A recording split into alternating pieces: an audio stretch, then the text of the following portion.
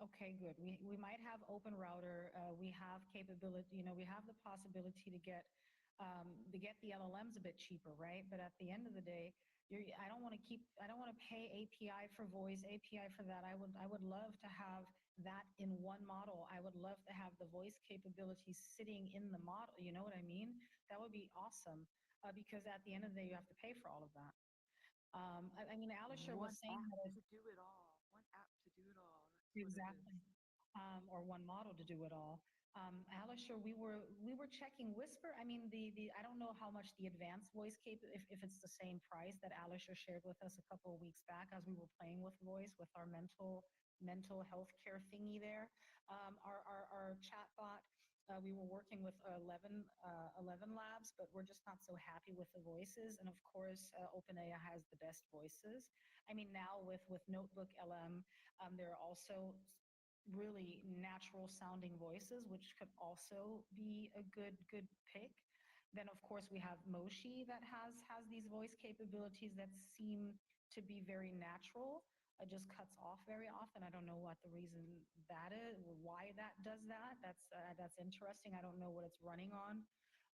But it's just you're gonna have to pay for all of that. That's just the thing. So I think businesses will ask themselves, well, do I really need it to talk to me if it's supposed to just fulfill a certain task? And the latency, not latency. I mean, it's just not as fast. Is it latency, inference? I don't know what you call that, Kirk.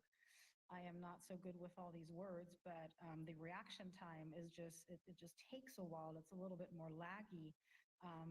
So that's going to be interesting to bring that all together for sure, Rutro. And yeah, Llama 3.2 is awesome. This is something that many were probably waiting for because it's smaller and it's easier to fine tune for all the developers, right? And that's going to be super interesting. And I definitely want to do this in this builder space when we're done with Unreal. I would love to go back to our numerous times of testing smaller models and see what Llama 3.2 can do for us and how expensive it would be to you. I mean, like I said, if you have it on Open Router, we're basically not paying for it, right? If it's free tier, you don't have to pay. So, and Llama is super fast. It's just super fast, right? It's the fastest model, I think, as of today, right? Isn't it the fastest one, Kirk?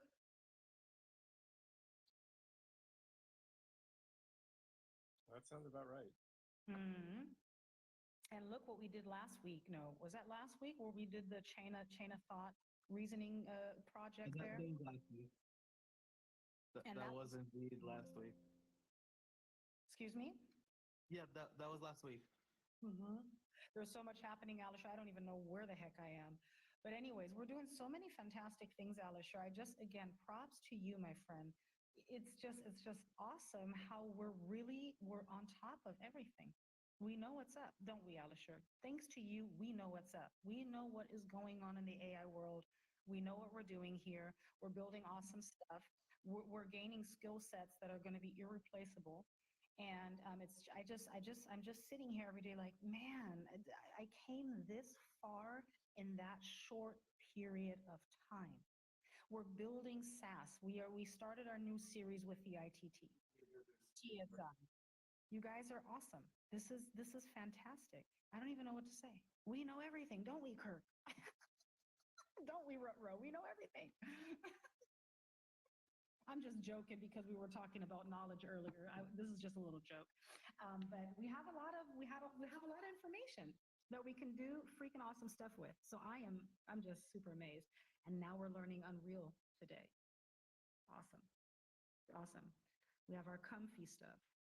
We're set up for success, people. That's all I can say. If you guys are not coming to this space for all the listeners, if you guys are not coming here and hanging out with us and pulling out your hair with us, you're doing something wrong. I'm sorry. You guys are going to lose. I'm excited for today. Unreal is going to be fucking unreal. Oh, sorry. Excuse my French. But it's already evening on the East Coast, so I'm sorry. It's after hours now, okay? So please excuse me. But yeah. You're okay. My son was out of the earshot just right then. I Um, had sent him to hit the power cord, so otherwise I get shamed for the use of language. Tell me, you just got to kick me. Kick me. Nope, Sharon, this is not the time for it. The funny thing is, my 16-year-old, well, he's turning 17 this year, and it's just awful. The music that they listen to, it's awful. And I remember the day when he came to me, he was 10 years old. So, I mean, he was outside every day because we were living in this small village and the kids were just going wild all day. I didn't even close my door. My door was just open and kids were running through my door, running through the house, grabbing stuff out of the fridge, going to the bathroom, laying down because they needed to take a rest. I wasn't even paying that much attention because there were so many kids all around the place.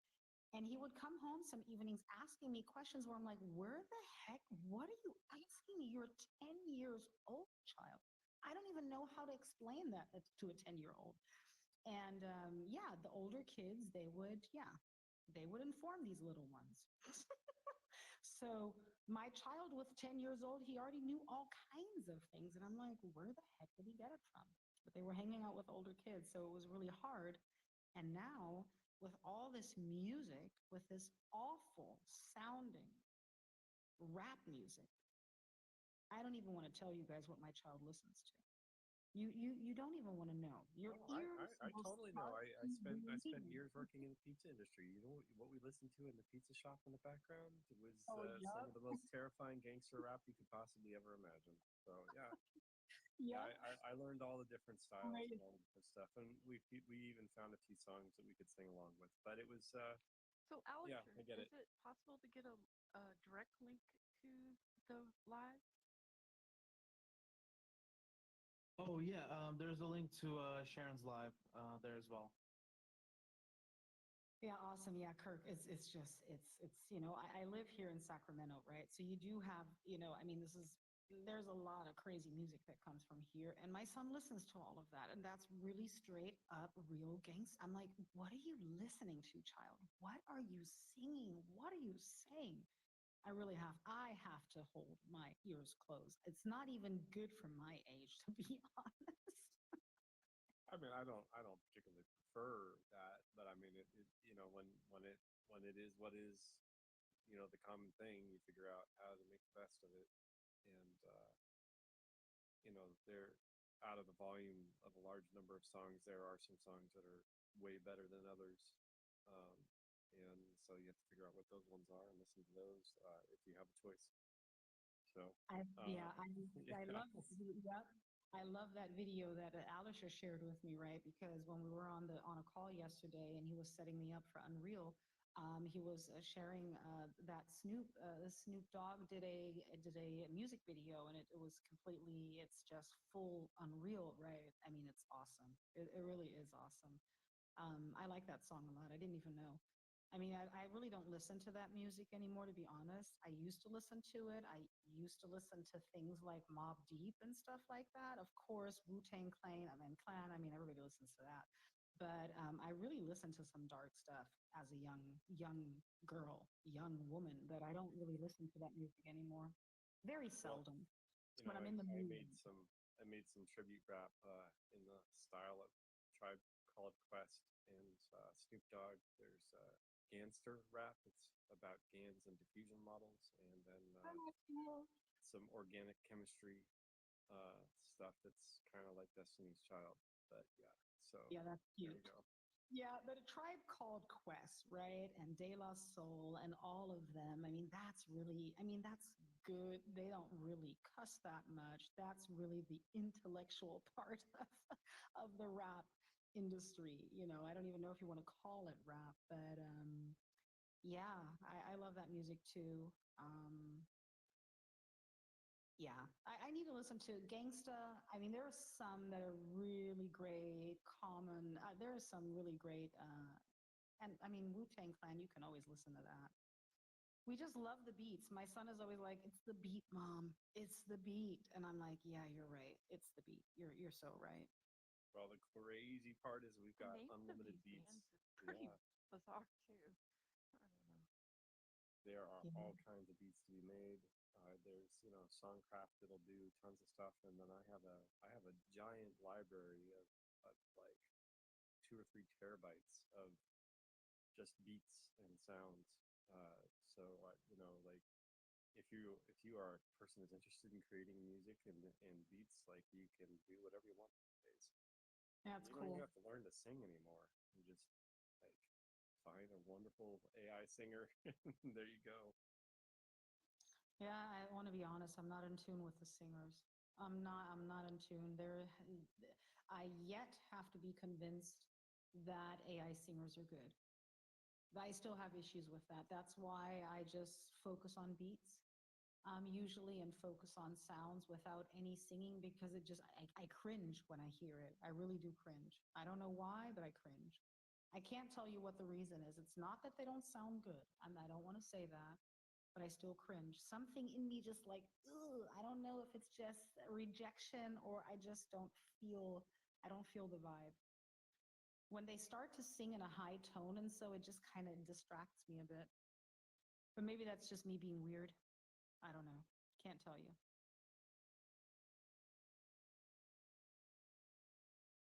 So Yeah, I I'm also gonna Maybe think it's yeah. your a lot of it frequency. is like lyrics. So you want lyrics that are kind of like realistic. Maybe what you want to try out if you're in something like songcraft, maybe you can grab like already existing lyrics from a song and try that out. Um, because I noticed when I would like remix an existing song just to play around with it, um, it would, I guess, give me a little bit of a better result because the lyrics are better, more sound. They're actually already existing lyrics. So that's another thing you could try. Oh, that's a good idea. That's a good idea. Yeah. Did I ever Yeah. show you that orchestral piece? I did a choir um, piece that was about space travel. Did you ever hear that one? I'm not sure. Okay, I know you shared that gangster thing with me, but I'm not sure if I heard that yet. no, this is yeah, I don't. This Is is Kirk something I didn't. talking? I am talking, indeed. You can't hear Um, it. You might I have think to Rover recycle will that. need to cycle. No, Like, Yeah. I guess I'll go drop ahead. down, I guess. Yeah. Yeah, Yeah. but yeah, this I created this when we were in the beta of Songcraft. It was only a minute long, but it features a full choir, male and female, um, singing, you know, lyrics, and then going alternating between like long and short, phrasing, and it's really interesting. I showed it to Dan the other day.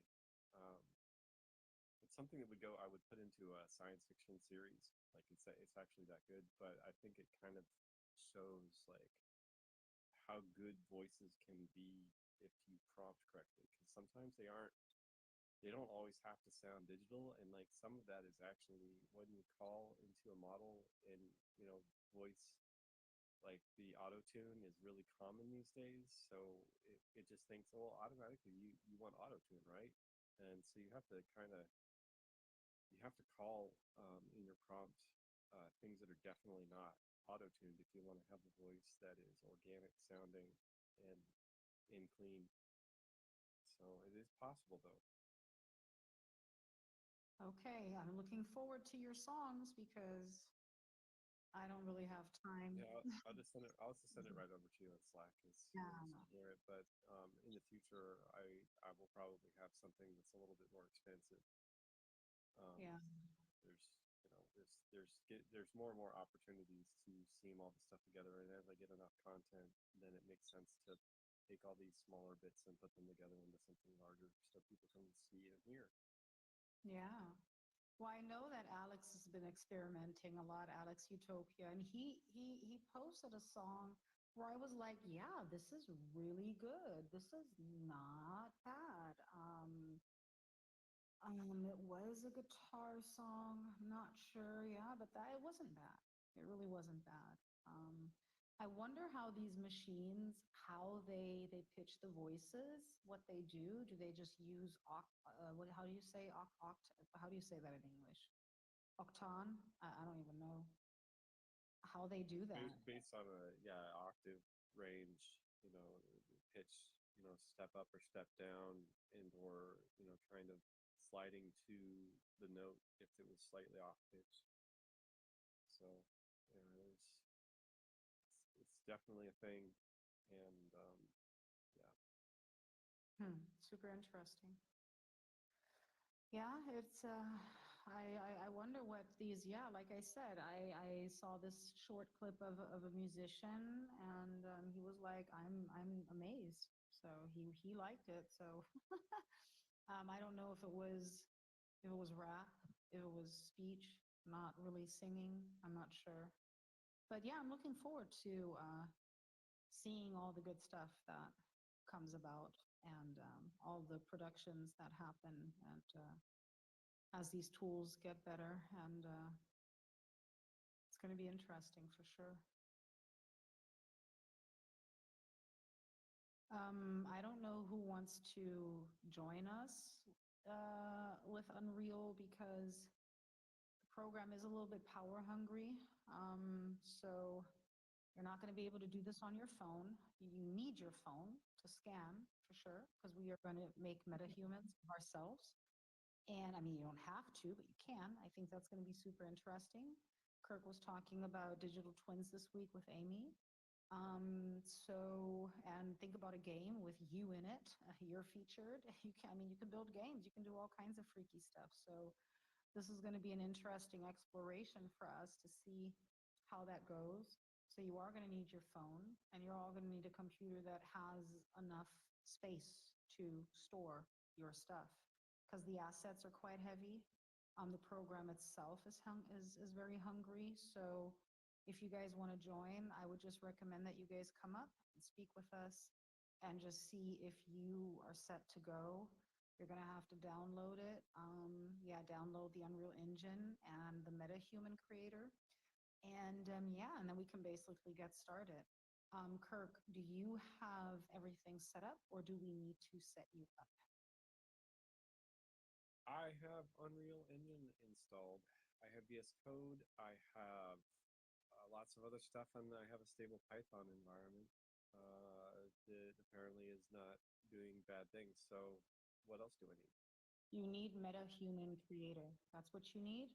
And we also Yeah, did the thanks. MetaHuman lighting, lighting, exact, not lightning, lighting. If you need any guidance, let me know and I'll help you out. Yeah, give me some links, and I Oh, will start okay. fill it Okay, down. cool. I'll do that. Alicia, was I correct? Those were the two things that we Yeah. set up, right? Okay, cool. Yeah. So I guess the biggest thing you need to download is the Epic Games Launcher, but we're gonna use it for Unreal. Because without it, installing Unreal is a little bit annoying.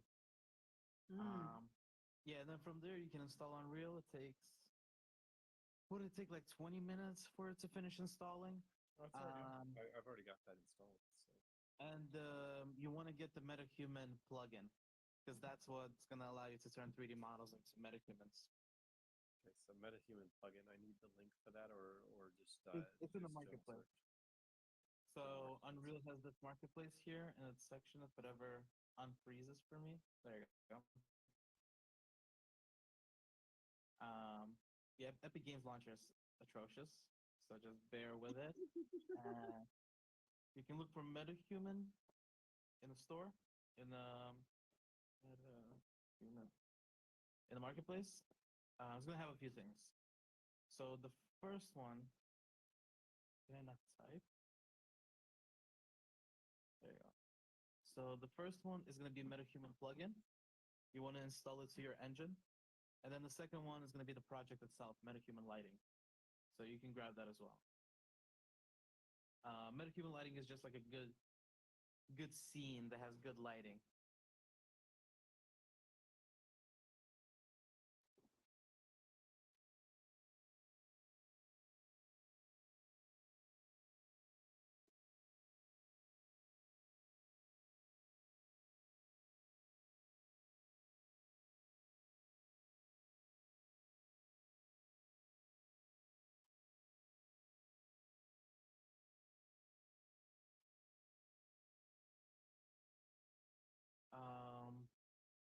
Now, yeah, Unreal is a little bit power hungry, so you might want to hold off on it if, let's say, maybe you're on like a light laptop. I think MacBook M1 you should probably hold off on it as well. Might be a little bit too heavy. Um, Especially with the metahumans, because there's like a lot of textures that it's gonna need to render, certain amount of like hair simulations, so it's gonna be a little bit tough. Otherwise, Unreal, it's a pretty good program. You can do a lot in it.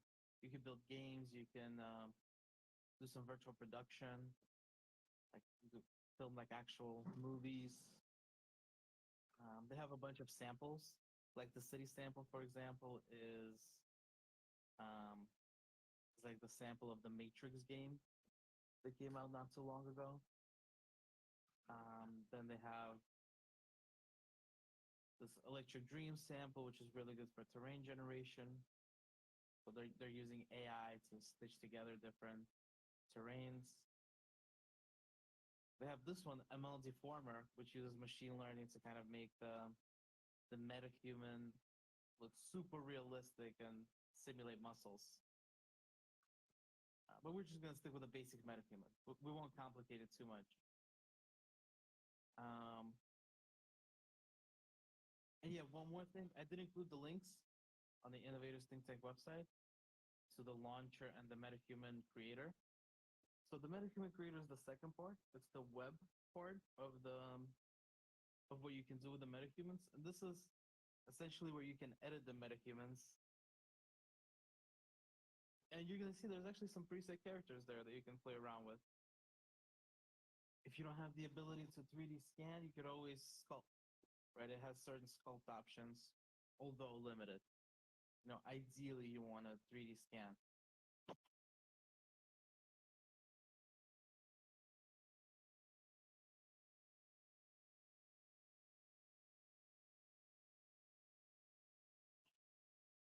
So we go through Epic Games and launch the Unreal Engine, right? Yeah, so to open your project, if you have a project here, you would pretty much go to Epic Games Launcher, Unreal Engine, Library, and then you'll have your project. Okay.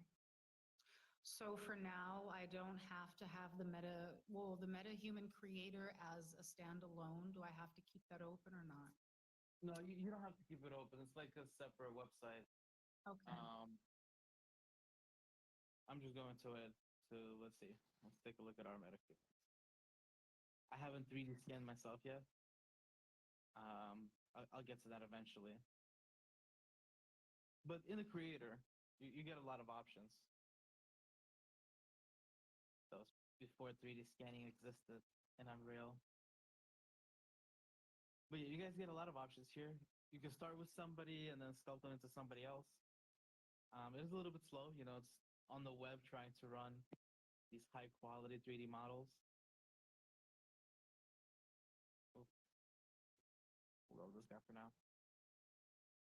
This thing is telling me, I'm thinking, I thought I downloaded it. It's telling me that I have to download it again? Unreal Engine and Epic Games? No, I don't think so. No, right? You're gonna see it there. It's gonna say Yeah. engine version, so you're gonna have one already. Yeah. You just need to open your project. You mean open with the folders or what? Either or. You can click on my projects or go to that folder and there's gonna be a file that has the little Unreal logo on it. Unreal Engine, let me just feature packs. Okay. The plugin is 0.9 gigs. I'm currently pulling it.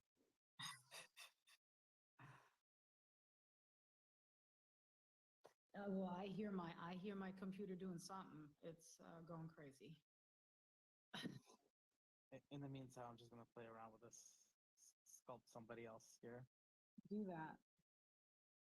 Yeah, I'm not going to touch anything right now. I don't want anything to break. Well, you can go to the website. You can. Well, I don't know if you'll be able to play around with it. Yeah. Even the MetaHuman creator is actually a little bit intense. My computer's filling it.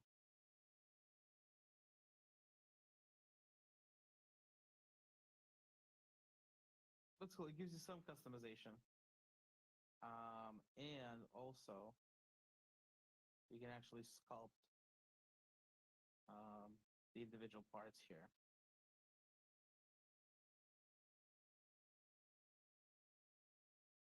I wanted to ask you something, Alisher. How are cartoons made? Are they made in Unreal, or what are cartoons made with? Or They is could that be made in Unreal. You could make them in Unreal. You just need like 3D models that are stylized, right? mm, But you could also make them in other applications. I think for cartoons, it's Unreal maybe a little bit too heavy. You can get away with something lighter, like what's that Spider-Man movie? Into the Spider-Verse that was made with Adobe and oh, After Effects. oh, cool. Um, but yeah, for something like Toy Story, you would probably use Unreal. Mm, cool. Any recommendations, like not putting this on the C drive because it's requiring you to make a project when you install the lighting? Okay, yeah. So are you on the live stream? Check this out. You can put it anywhere. You can put it anywhere you want. But there's a few things here that you can, I guess, play around with. So first is the settings for Epic Games Launcher.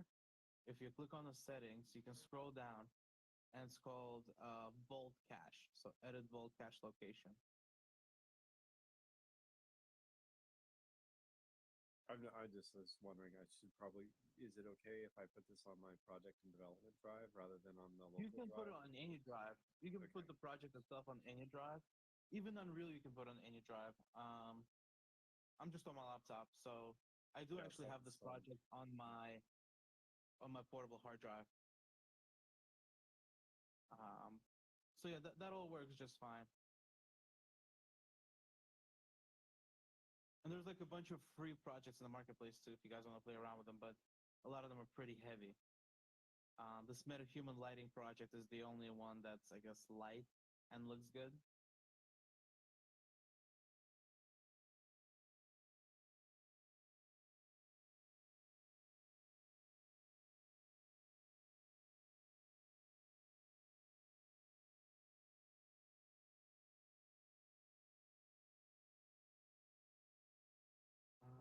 Let's see, I'm gonna Yeah, I open them. selected a drive that has tons of space so that I don't have any picture over. Yeah, the like the Metahuman itself, for example, is like 2 gigs.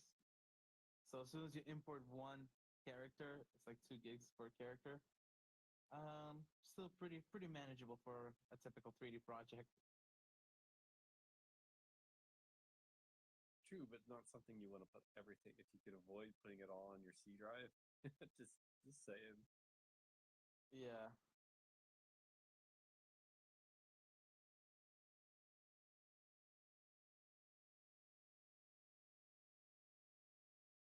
Let's see, we'll give this guy.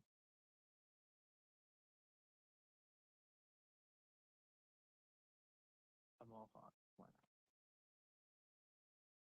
We'll make him look real out there. Vibrant.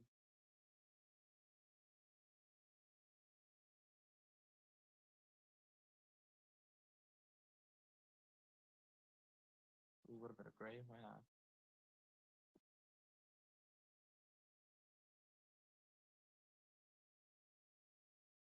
Ooh, mustache.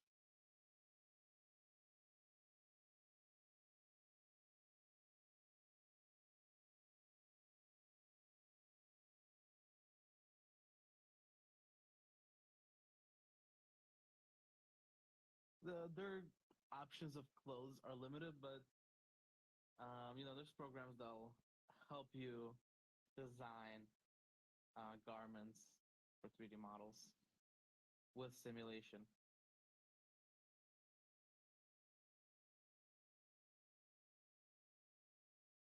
Yeah, typically I do like no clothes, so I can put my own custom clothes, but we'll keep it. We'll keep it easy. Camo. Maybe no pattern. Have you noticed any difference between using, like a 7200 RPM drive with 3D assets versus like an M2 card? Is there really Oh much yeah, I difference? mean, there's always a difference. There's gonna be a difference between like opening things, importing things. But I think at the end of the day, if you want something with like a lot of space, I think space is the important part here because some of these projects in the samples, they're gonna weigh like 100 gigs, 80 gigs. So you definitely want to be mindful of space. That's the number one priority, and then it's speed, because you could always just wait. So what I've done with architecture on my system is I have my primary drive is an M2, which is a terabyte, and then I have a 20 terabyte, which is segmented into partitions, and then I have another 500 gigabyte M2. And so what I like to try to do is um, projects that are currently active, I'll load into either one of the M2, and projects that are archive, I'll put into this platter 7200 RPM drive. Yeah, have you noticed any kind of issues, doing that, going back and forth, or is it kind of, because there's certain applications that are really sensitive about, if you move something or your assets are lost, is Unreal one of those? Um, you might need to recompile like shaders or something like that. Like it will lose the connection, for example, here in a launcher if you move it. But you could always just open Unreal and open the project. So it's not gonna make the project like corrupt or unopenable. You'll still be able to open it. And it caches a lot of the things inside of the project as well. That's good news.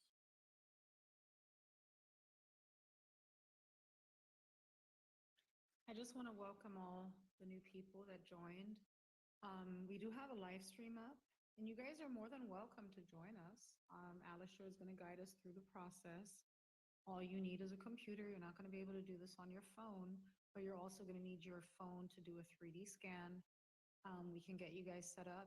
Just let us know. Oh wow, what happened to his face? I think Metahuman Creator is dying on me a little bit.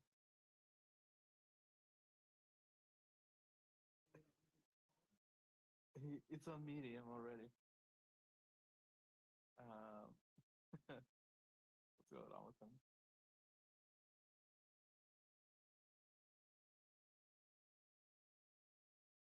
You guys can get, as molecular as you want with this editing. Okay, let me switch back to the other body type. So I can just start messing around or what? Oh yeah, you can start messing around. You can build the Metahuman for testing for now. And do I go? And then we gotta open Unreal anyway to import 3D models and do anything like that. Okay, so question is now, what do I do? Do I go to recent projects and or just do I do a blank, or what do I do? Okay, yeah. Let's start with opening the actual project. So if you don't have a project, what you want to do is you want to grab the Metahuman lighting project, Okay. and if you already have that, you want to go and open that project. So I think you already have that.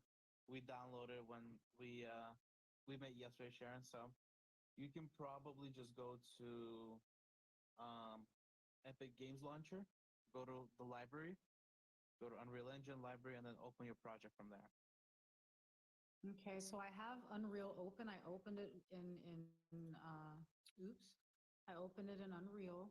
Wait a minute, let me see. Oops, now I just closed it. Great. Let me go back to Epic Games. Open. And then let me go to library. Okay, launch. Do I do launch first or do I go to library? So you just go to my projects and open the project. My projects. Where do I find my project? My project is right under launcher. What doesn't show anything. It just shows launch Unreal Engine. That's all it says. And what's right underneath? Nothing. Oh, then you can just go to where you have this project and just open it from there. Okay. So you can go to your files Unreal and Engine. inside of that folder, let me go to it as well. Yeah, Inside of that folder, there's gonna be one file that's a U project file. Is the extension. so I have, so let me just, okay, Unreal Assets, then I go to Metahuman Lighting, right? Yep. Then I have, do I go on content? No, you see that there's a file there called Metahuman Lighting, and it's an Unreal Engine project file. Yep, U project file. Do I, okay, I'll open that. Okay. Yep. Yeah, you can just double click it and just let it open. Okay, cool. Unreal Engine. Okay, perfect.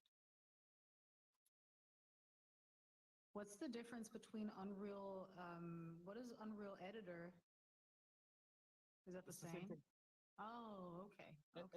Editor is just one part of the engine, right? This is the editor, what I have on the live stream. Oh, did we lose Kirk? Spaces are being glitchy again.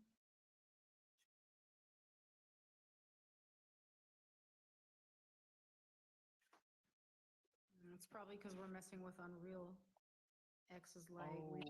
Maybe, yeah, maybe.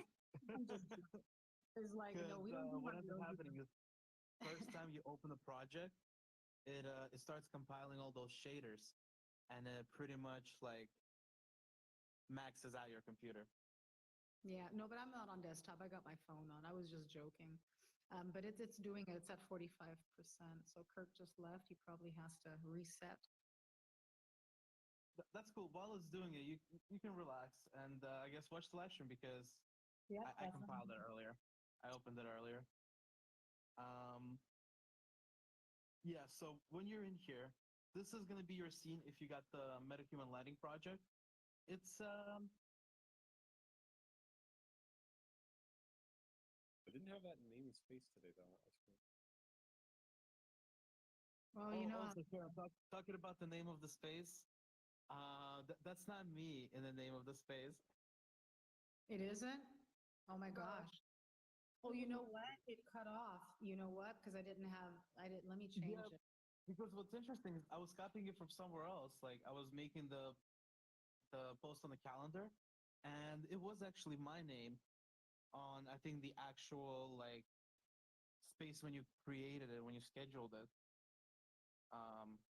But I guess for some reason it cut off. There's a limit, probably. Yeah. Let me change that. Yeah, that's I have this installed, but the Unreal has done an update, so we're now on our way to 5.43. So I will have to catch up with you after I get my update done. You really don't have to get the update. If you can stop it, you can stop it. Because the Metahuman plugin is available for like all versions.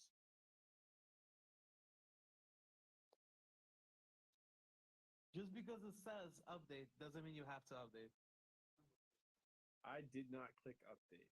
It did it on its own. So Yeah, I that's like Epic Games Launcher.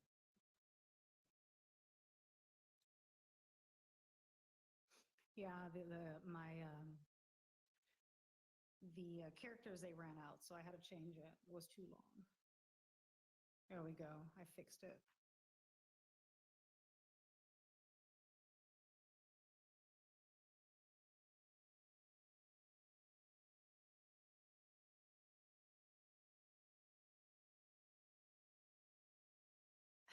You know what I see now, Kurt? You are the host and I am the co-host. That is so funny. X is in a good mood today. It's Friday. Happy Friday, folks. Maybe X already had a drink or two, you know. It's Friday night. Yeah. Yeah, Grok is kicking it back. Yep. So funny. It's using fuzzy logic.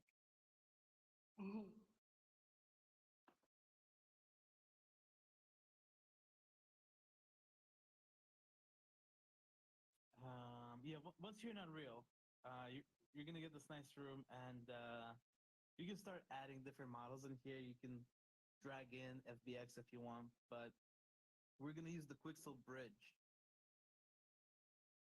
They have this little add asset button, and then they have Quixel bridge, which is gonna open like a whole other window for you that has it has like thousands and thousands of assets. They're actually going to be closing next month. But your assets will remain free in Unreal, just not any other application. But yeah, they have a bunch of assets that you can play around with. You can build entire scenes. If you guys notice some of these desert assets, they're just straight out of Mandalorian. Because these big companies, this is what they use. Realistic scans. And then there's the Metahuman section. So this is Alex, gonna have all these. What's up, Sharon? keep going, keep going. Finish. I'm sorry. Finish, finish. Yeah, and then the Metahuman section is gonna have all those presets that you see in the Metahuman creator, and is gonna have your Metahumans here too. Now, I wonder if because a lot of people are spending a lot of time with building game assets with AI, and the results are amazing. My question is, can you upload your own assets? Well, you don't really need to upload your own assets, right? If you have your own assets, you already have them. This is assets that they like go and actually 3D scan, and Oh, yeah, these are called so, mega scan. oh, okay. That's super interesting. So I'm just thinking, for people that just want to make it just easier and faster. I mean, you're making the assets actually in Unreal, right? But what if you would just, I mean, you're scanning. What do you mean by scanning your own a real asset and you make it a 3D, or what do you mean by that? Well, they scan it. You don't. These Oh, professionals who are a multi-billion-dollar company scan it. oh, okay, Like for okay. example, this desert ledge, they went into the desert with giant 3D scanners, scanned this, and then artists still went in and like properly painted this, made sure all the colors correct, all the textures are correct. So, and there's thousands of assets here. So you don't really need to generate 3D assets. You want to Cool. build a scene, you can just go in here. You can find 200, 300 assets that you can use of the same theme. For example, if I go into historical and here, feudal Japan, right? I can take all of these and pretty much make my own scene, make my own town, create roads, stairs. So you can build entire scenes from this. This is awesome. And they have so many. There's already scenes. If you go to the Unreal Marketplace, people have already used it to like build little scenes that you can play around with. But this is what a lot of these companies that do VFX work as well, they use a lot of these assets. I'm still amazed by the fact that this is for free. Just in Unreal. Oh, okay. 'Cause as of next month, it's actually not going to be free in anything else. Wow. Why? What's the reason for that?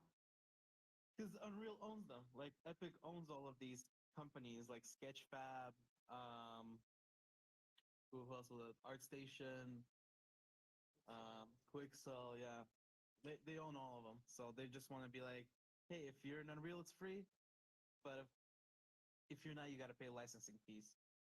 They're super powerful, man. Epic, that's almost monopoly status.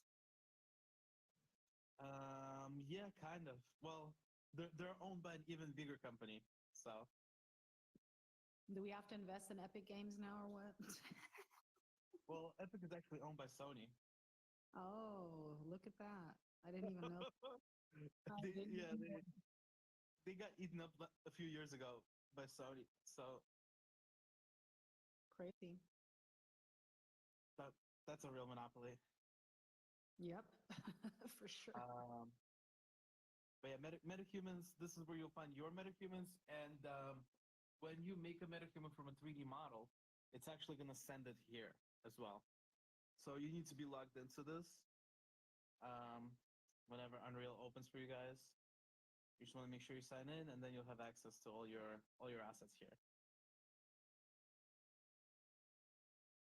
See, I'm gonna download this one as well.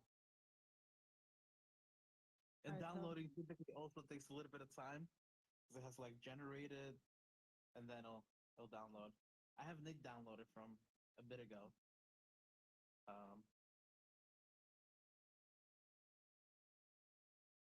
I wonder how fast it goes for you, Kurt, because you have a more powerful computer than I do.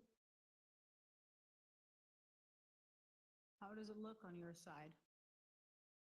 Well, I know how the games render, so I would imagine it would be very quick and snappy once I get this up and running. This is 4090, but it's an overclocked 4090 with a 20, I forget, there's ridiculous number of cores and 128 gigs of overclock RAM. So it's like a 4090 and a half, based on where I have it overclocked, both the GPUs and in the CPU and the RAM. So I'm out there on the edge of the universe. This is why Ross is like, make sure you have your thermal, alarms and everything set, guy, because you can get into a territory where things get very unpleasant pretty quickly. Wow. But the system is built with that. I mean, it's got a radiator. I got the 3-fan radiator, and then I have a 72 millimeter fan on the front, and then I think the other one's 48 in the back. So it's a wind tunnel of a case when fans start get to going with a radiator as well. So when it really heats up, I have to open up all the doors and start the circulation, which I designed the studio actually for this kind of computing. So This is crazy because a lot of people are not considering those things, right? Yeah, the security aspect is big, is huge. yeah, you have to, when you start to build and your goal is to get into studio production, and you have to consider the scalability and the thermal output, and then thermal management. So a cool air source and a hot air, exhaust. Where is that going? How much ambient, temperature differential you have, how much cooling you have. And at some point when the volume of ambient air is not enough, then you have to get like mini splits and AC systems and to augment the total amount of cooling that you have. Until you start to get in refrigerated systems and all kinds of craziness after that. Oh, I jumped from 45% to 54. Look at that. 55, now it's gone faster. I think the compiling is what takes so long. I was discussing with a friend building a mini fridge based system, or maybe cannibalizing a couple of mini fridges and then building a computer stack inside of a refrigerating system, or maybe even just turning an entire closet into a walk-in refrigerator or freezer. I don't know. I mean, all these are power consumptive, but we're talking about cooling, a ridiculous number of GPUs. Yeah, I mean, that's crazy. I mean, yeah, that's super interesting. I mean, places like Alaska, Greenland, and Island, and how do you say island? How do you say that in English? Iceland. Iceland. That's Yeah. Iceland, exactly. Iceland. Those are good places for data centers. Yeah, there's discussions of putting them under the ocean in the Antarctic as well. So it's all kinds of crazy ideas on how to solve the issue of cooling. But to really solve the issue of cooling is to reuse the energy that you're losing, which is, it's not, that heat energy is energy to do work. So if you design a system that can absorb infrared energy and then turn it back into electricity, you'll solve your cooling issues. So we're on the cusp of that in general with the technology. Like it's already been researched out of Los Alamos Labs. It just has not been built as a commercially viable product. The same as crystals, like 5D storage crystals, is still not a commercially viable product, but it exists. It's not. It's beyond theoretical. It's actually in some lab somewhere. It's being used. Hmm. That's interesting. That's a super interesting topic, to be honest. Alisher, I have a question. Do I have to worry about the MHC quality settings? Um, where are you getting that error? Well, it's just telling me that the shader Model 6 is required to use ray tracing. Yeah. So you don't have to worry about that right now. Okay. Yeah, Just it's not wanna- really going to be an issue. Okay. But I think it tells you in the settings where to find it as well to fix it. I could look at it. Yeah, I can look at it. Ooh, my computer's freaking out. Yeah, so Ooh. give it a sec. Let it fully, load in. Let it do its thing.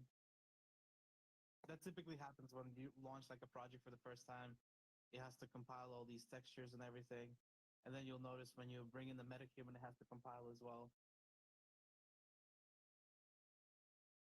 Yeah, you guys hear that? Do you guys hear it? Those fans are blowing like crazy.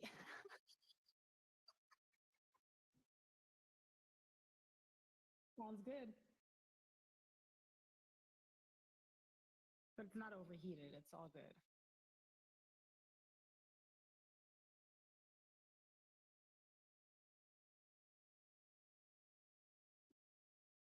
We'll see. We'll see if my laptop turns off.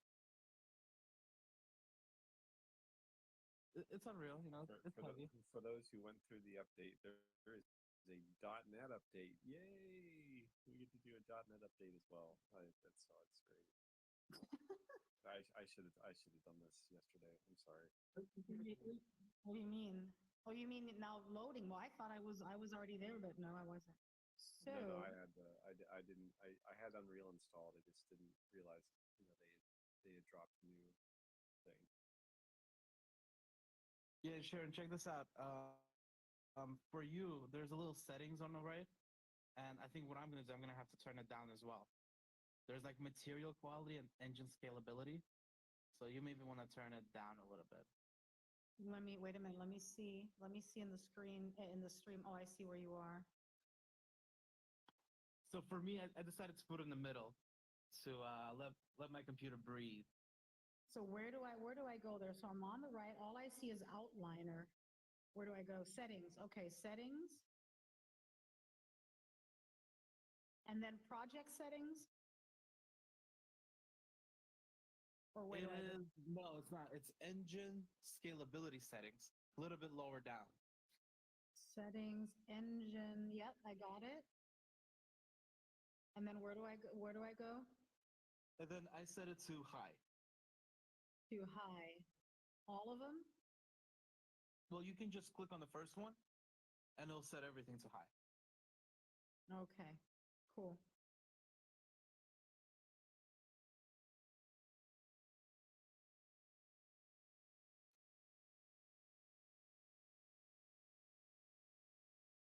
Yeah, this will make it a little bit easier on your computer.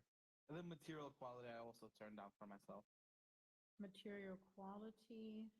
It's right underneath Yeah, engine I see. scalability. Where did you put it? On medium or where? I put it on medium, yeah. Okay.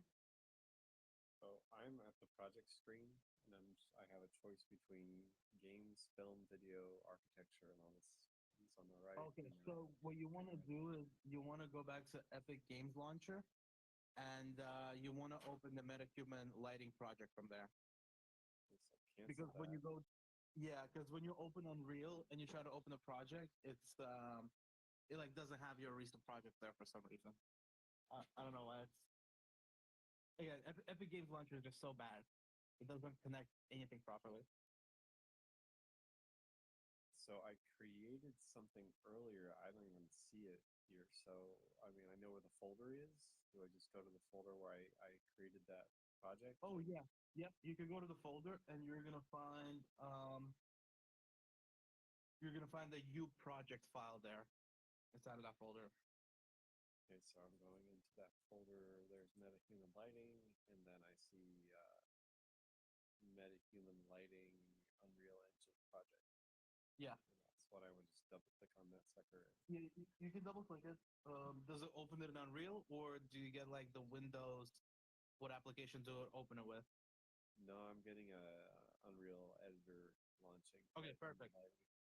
Perfect.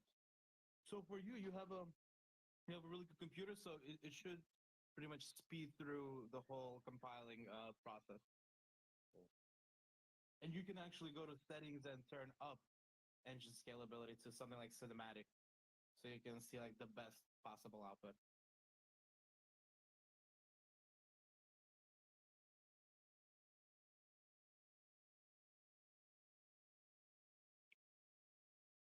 How's your computer doing, Sharon?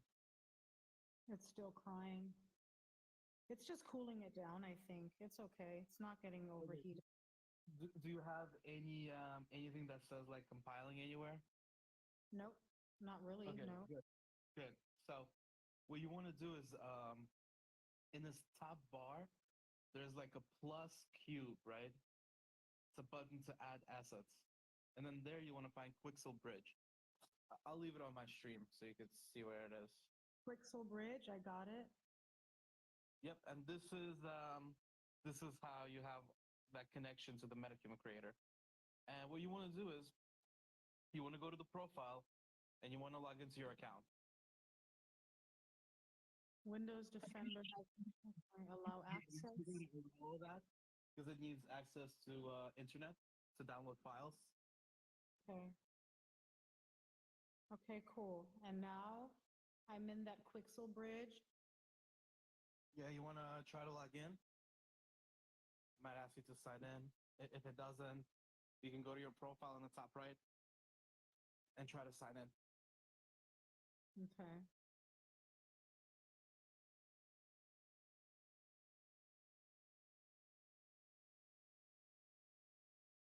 We are compiling at 3,000 shaders at 46%, and the radiator has just started to kick on. I hear the temperature shifting of the case. I have an aluminum case, which is screwed together, so as it gets hotter, you get to hear it, like, I'm getting warm sounds. It's been fun.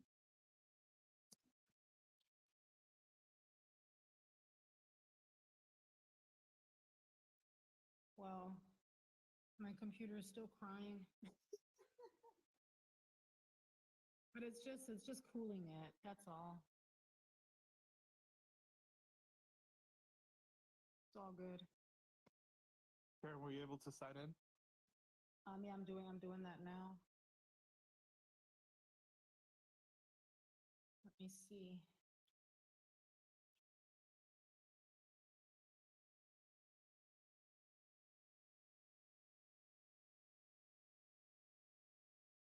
So it's a shader countdown.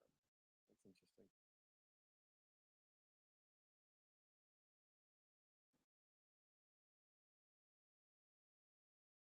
These darn security codes. They get on my case.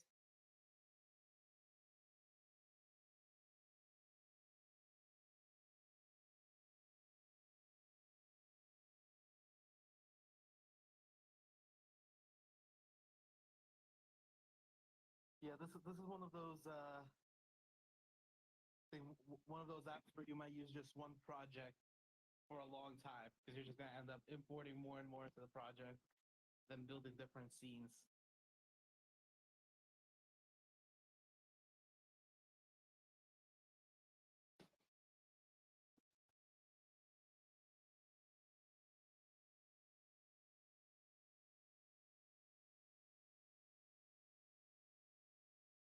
Okay, we're down in the hundreds. So just about finished compiling shaders. So it's asking me, it's saying this version of Bridge is currently available for the Unreal Unlimited plan.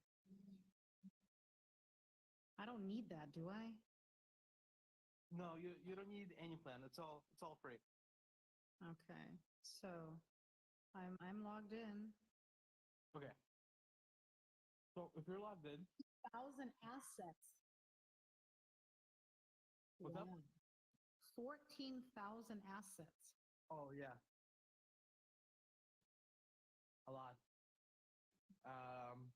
What you want to do is you want to go to Metahumans, Yeah. and then you want to go to My Metahumans and see if you have any created there.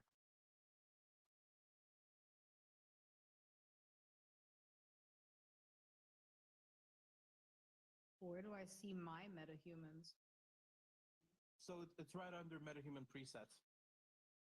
No, there's none created. I don't see it. Oh. There's nothing. Did you make any in Metahuman Creator?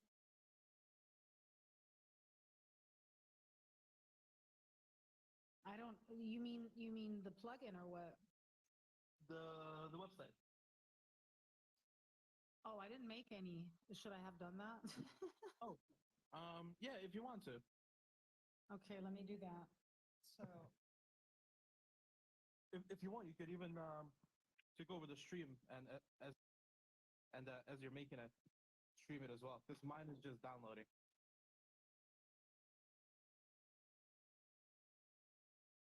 oh, you can do that in the browser? Okay. Yeah, Metahuman Creator is in the browser, luckily. So really anybody can do it. So even if you don't have like Unreal downloaded, you can go to Metahuman Creator, sign up, and build one there. Yeah, you just need an account. Do I have to go through Unreal to Epic Games to do that? No, you just go to the Metahuman Creator link. Okay. It's let's see. I'll put the website in the Jumbotron right now. I had it open. And I think you should already be signed in. From yesterday.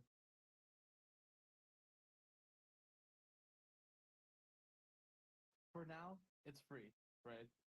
Until they decide to privatize this too. Yeah, it's sending me to Unreal, so I'll Well, check. you have to I'll sign grab in. It probably logged you out, so you just have to sign in to your account. Man, you sign Okay, in. so Put me out. what did Sharon do at the Shader Model 6 thing? What was the directions on that? You don't have to Just do it, but dismiss I think in the message it tells you where to go to fix it. Should I, on this workstation, should probably do that? Would be smart, maybe? Sure. Okay.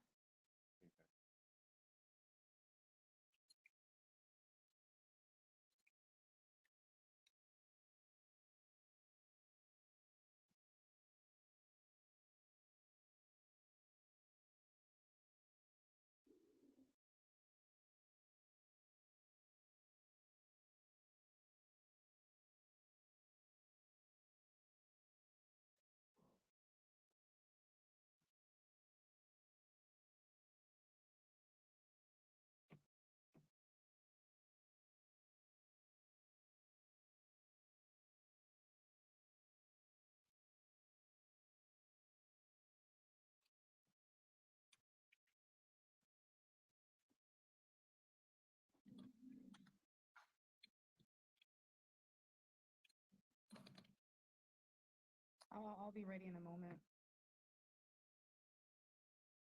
So I don't know why it closed it earlier because I was already in there. I don't know why it closed it. Are you gonna try to make somebody? Oh, it closes automatically. So Oh. after a certain amount of time, it times you out. Okay. Yeah. Are you gonna make like a random character? Or are you gonna try to Yeah. recreate yourself? Well, I mean, I would try. I would like to recreate myself. So try, right? See how well it works with just trying to sculpt it, and then what we can do is we can 3D scan you. Like you can like have your son help you 3D scan you because you're definitely gonna need a second person there to do it. Oh, okay. Yeah, he's not here now, so I'll Yeah, just. it doesn't have to happen today, right? It could happen between today and next week, next Okay. time. Okay. So For it's now, just. we'll get it all set up. We'll get to the point where, you understand how you can do it, and then when you 3D scan yourself, we'll do it all together. I'll 3D scan myself too. Okay, cool. Well, I'll just make sure the kid is here. He'll probably be like, I want to do this too. You could 3D scan him too. Like for me, I'm gonna have to shave my face because it's probably gonna have like an issue because it's a very literal 3D scan. It doesn't really know where the hair That's is. crazy. Yeah, you know what oh man, I wanted to post. I need that. You need to send me your tarot card. That looks so amazing, Alisher. Oh yeah, that was I was, Cassandra's Laura. I was laughing my butt off when I saw that. That is so awesome. You guys made a Laura? Cassandra did. She And was how just did you testing. get your face? But how did you get you in there, kind of? How did you do that? Oh yeah, yeah. I made a Laura of myself. Oh, you are so great. That is so cool. And then you just Yeah, it only use. took like 10 pictures. That is so cool. Did you see that, Kirk? I need to post that on my feed because you're the I most missed that. here. I didn't see that one yet. You have to see it. You are going to freak out when you see it. It's Lord Alisher. Literally, it's Lord Alisher. Bringing the message, bringing the gold, bringing it all.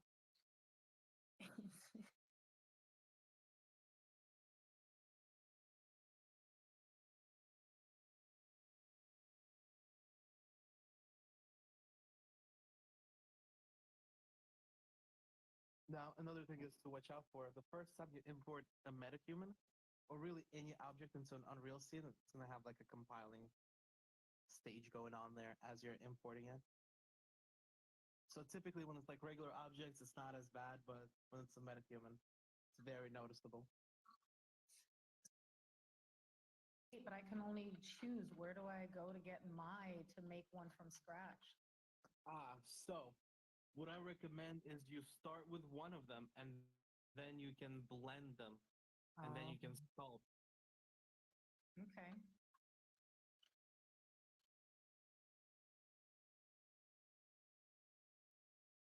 They look so funny. So who am I going to choose?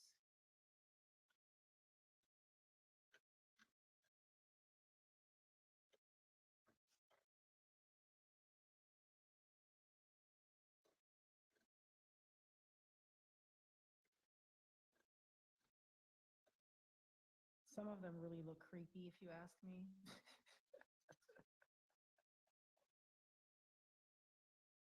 Yeah, they made them like the very first release, and they've never really updated them, so the presets don't really look as good. Okay, so there's new plugins that say are there any plugins you recommend activating at this point in So time? we're gonna activate the MetaHuman plugin, um, like in a bit. If you want to do it, you can do it now. But that's really the only one we're gonna use. Yeah, I just going by the dialogue of the warnings, like it's giving me. If heads up about- you're gonna have a bunch of windows pop up, whatever it tells you to enable, just click enable. That's fine. Yeah, there's nothing it's telling me I need to enable. It's just telling me they exist. So until there's instruction, I'm just gonna close that window out. I have the MHC quality settings. I'm gonna go ahead and set that to epic, Yeah, you can turn that up. You can turn it up like as high as you can. and then I'm gonna close that window, Oh my gosh. and then I guess I'm inside of the lighting preset. So from there, Yeah, what's the perfect. next So step? that's just an empty scene. Right. Did you make any metahumans yet? No. Okay. So go to the metahuman creator. I put the link in the jumbotron.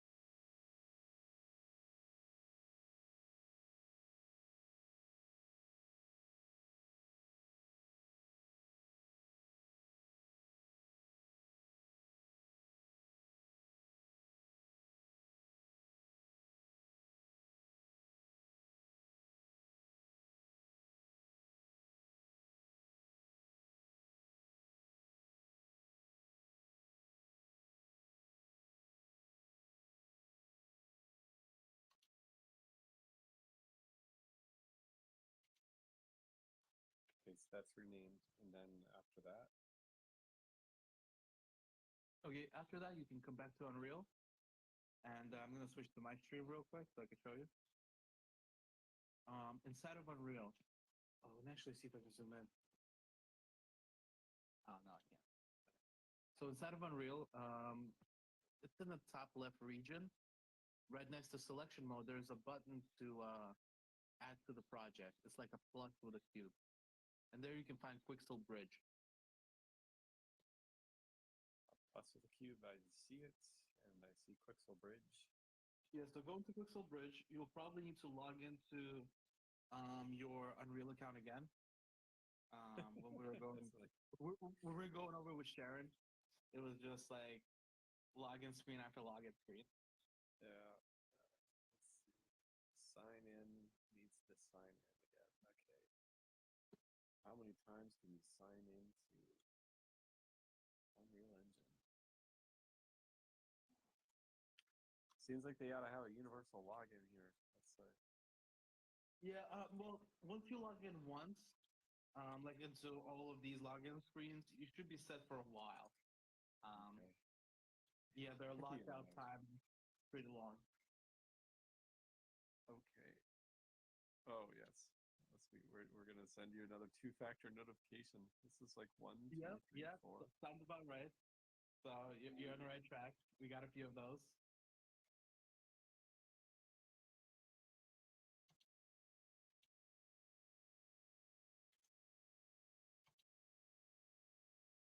Right. We are going to allow this group to connect. Yes, you are allowed. You're gonna notice something hilarious is gonna be like allow this Node.js client or something like that as well. Right.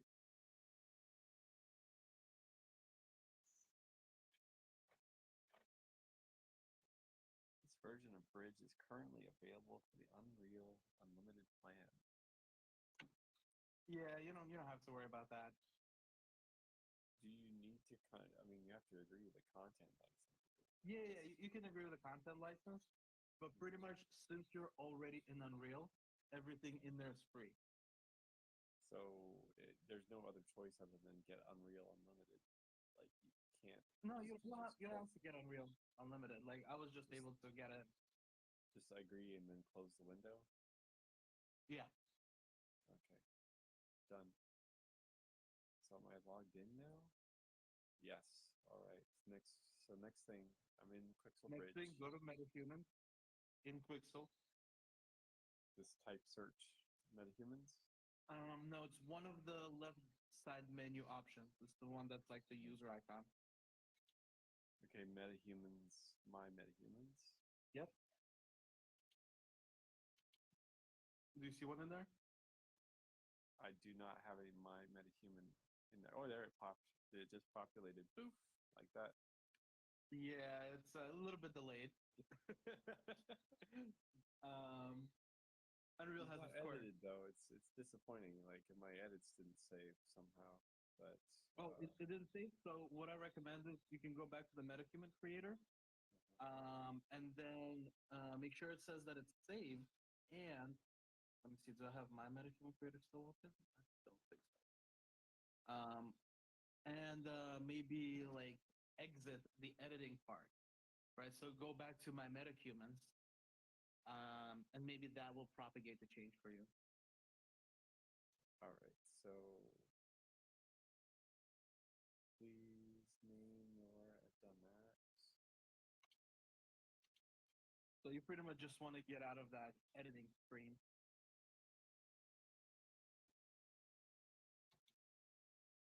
What's the best way to get out of the editing screen? So right next to where you edited the name, you can just click on my Metahumans, I think. Okay.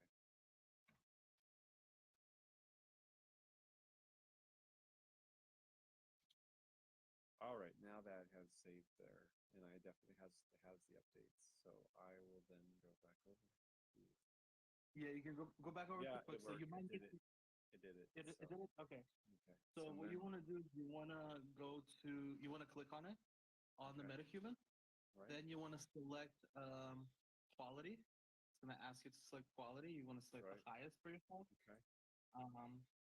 and then you can click download. Okay. And once it downloads, you're gonna need to add it to your project. So the add button is gonna ungrade, gonna appear. Well, it says it is generating right now. Yeah, yeah, it'll take a few minutes. The first one always takes a while.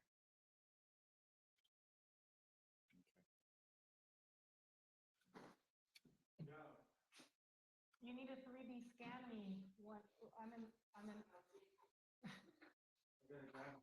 you need to 3D scan me next week.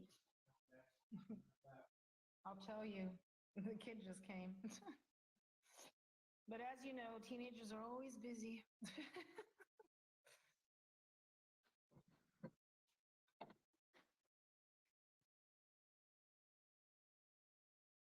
Oh, I don't have to scan you now.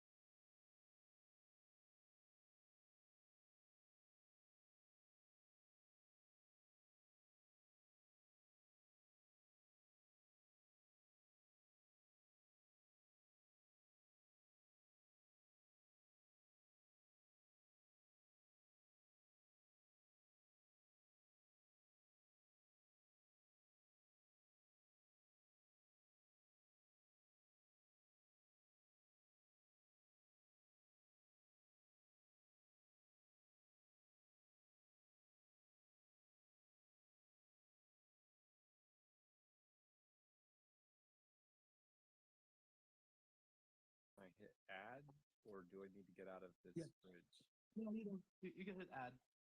Okay. And it is importing. Nice. It is doing it. All right. So now it says a change to the source content.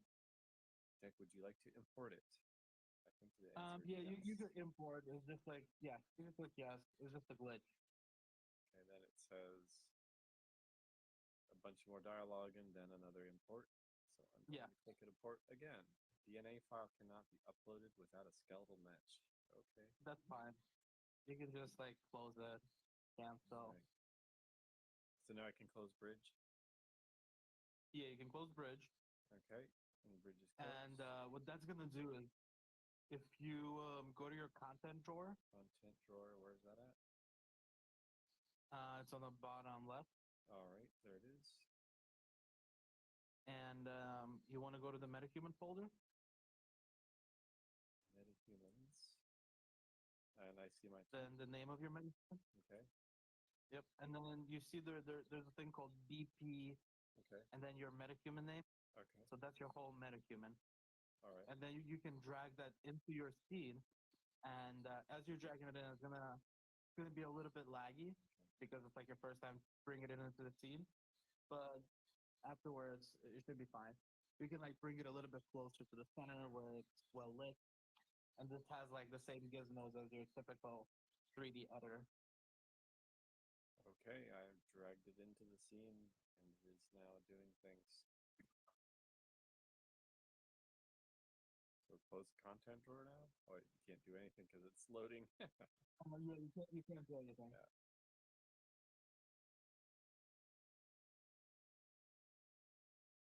Oh, this is different.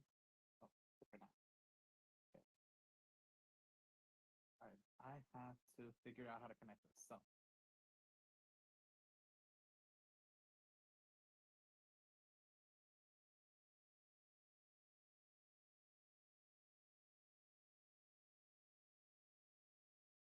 There's a few ways to connect your iPhone. So you can connect your iPhone, if you have an iPhone or an iPad, in a way where you can capture your facial expressions and it'll be reflected on the Metahuman.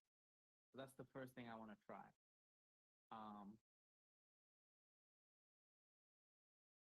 First, I got to figure out what my IP address is.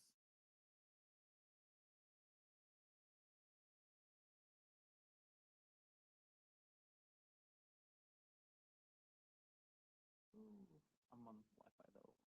Okay.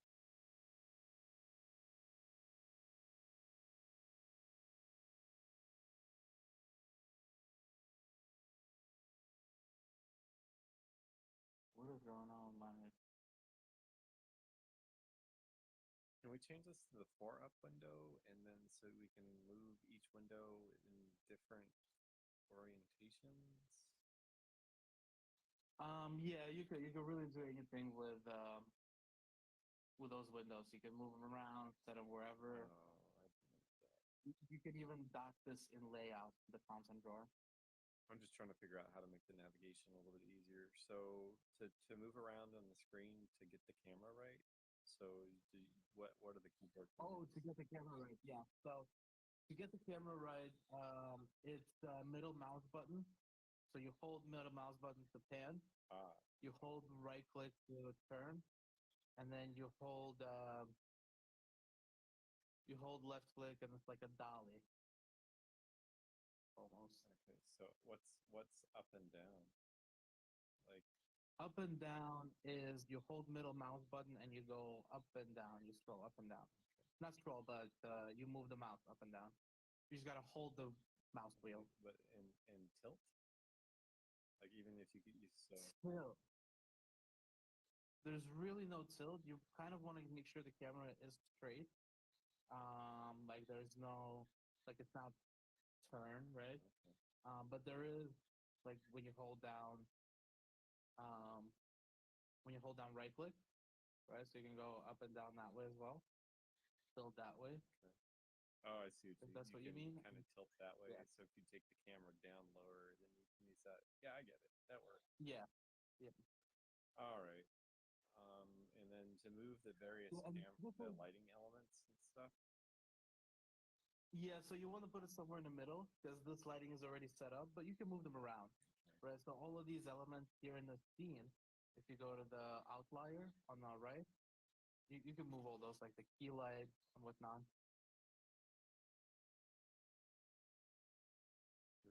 Can you select them in the scene, or is there Yeah, you can select them in the scene. so just Oh, you can select, but if you see them in the scene, you can select them, but it's hard to see them, right? Because they're invisible objects. So you can select them in the outlier and see where they are. okay? I'll show you what I'm seeing. Let's share this.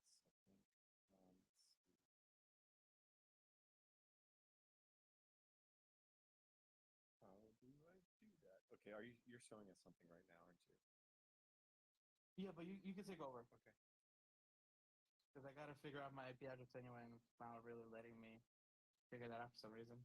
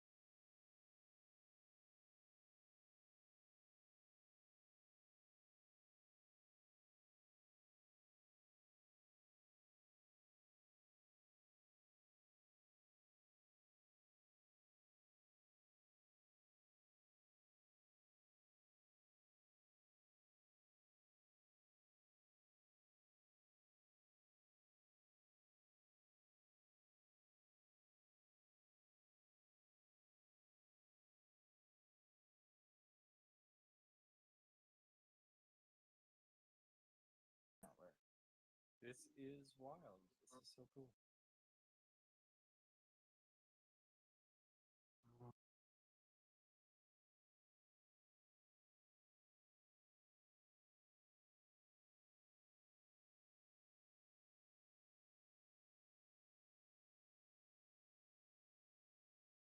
I switched it back to you, Alistair. Oh, nice. Yeah, I'm just trying to figure out my IP address, my local IP address, so I can connect these two devices.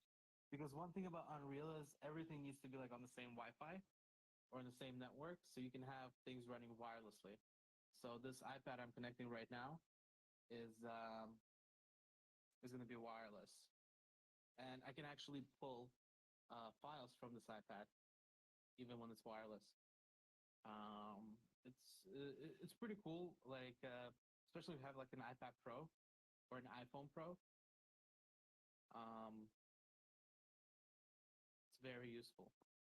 That's why they're pros. This is the only reason you would use a pro device, to be completely honest. The real 3D capabilities. Okay, let's see.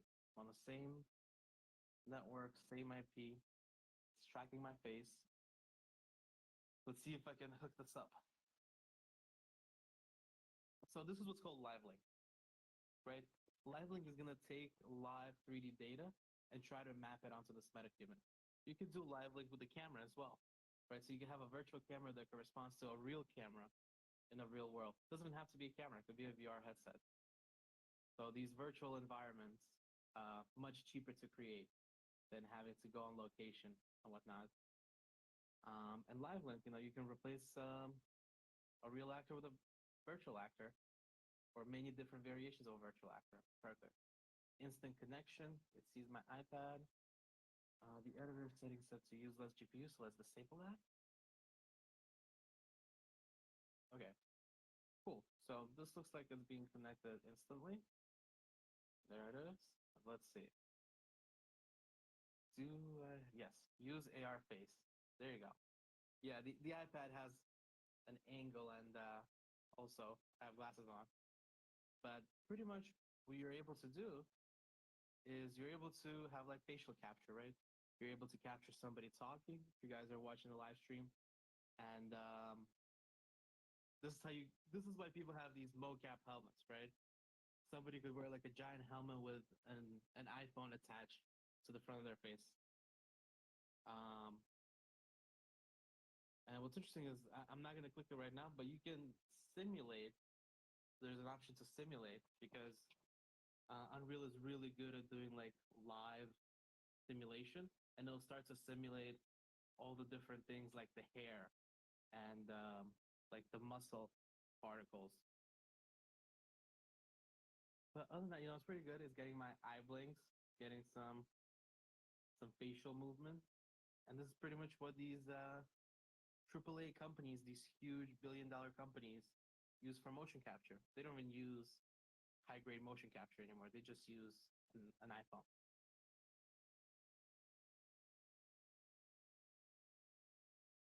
Oh, I gotta look right at the iPad. You kind of have to have it set at your eye level. That's why having a helmet is good, and you wouldn't have like an iPad in front of your face. But this is easy. I'm sitting down. You can even do a tongue. Like it gives you like a basic tongue. That like goes through my lip. Hilarious. That's why we need that 3D scan. I remember it also being able to turn the head, right? Can't I turn that on the settings somewhere?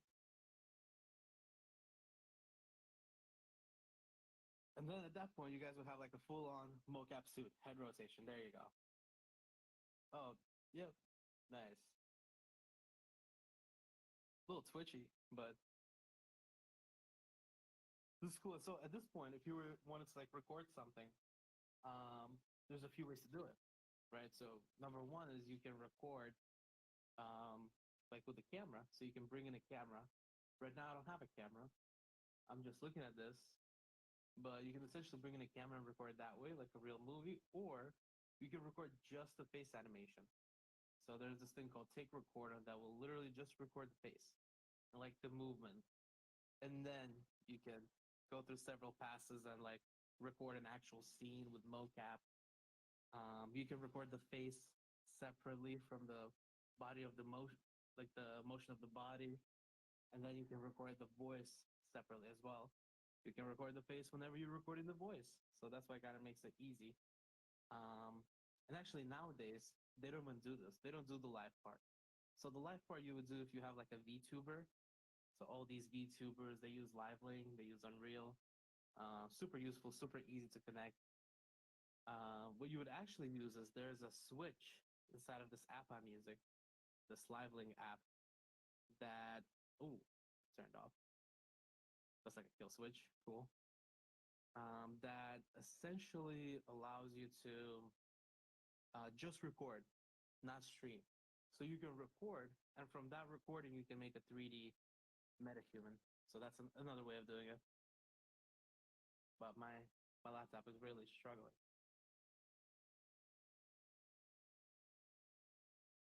But yeah, benefits of having an Apple device. And funny enough, the most hilarious thing is that the Metahuman plugin that enables this whole thing is actually not available on a Mac computer. So you can have an iPhone, but you actually can't do this on an Apple device. Another thing about head rotation. So typically you would do head rotation with your mocap suit, but I enabled it for now. Let's see if I can disable it. Yeah, there you go. Snap back into place. Way easier.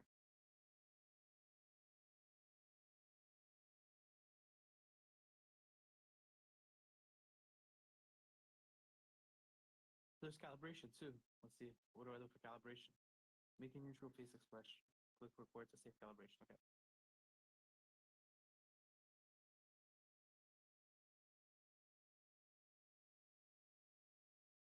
Save. Okay. Oh. Yeah, and another thing is, it really doesn't help that I have glasses. Thing without glasses captures the eyes way better.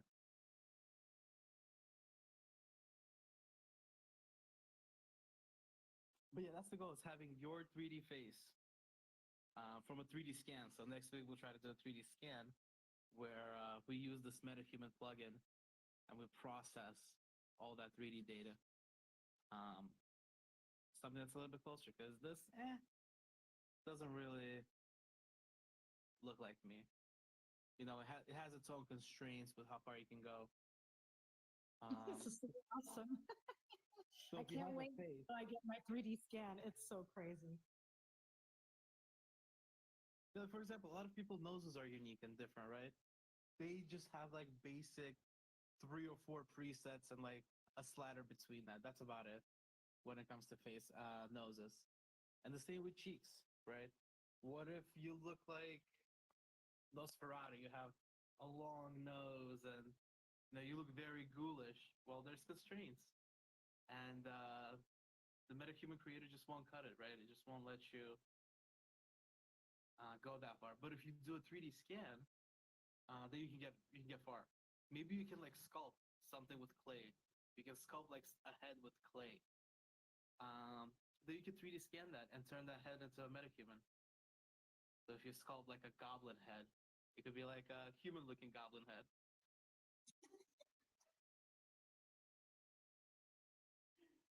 These are just textures. You can like take the texture of the skin and make it green if you want to make a goblin. I saw somebody make an alien. They like changed the whole texture of the face to be gray. And it gave that person like a very long alien looking face with no nose.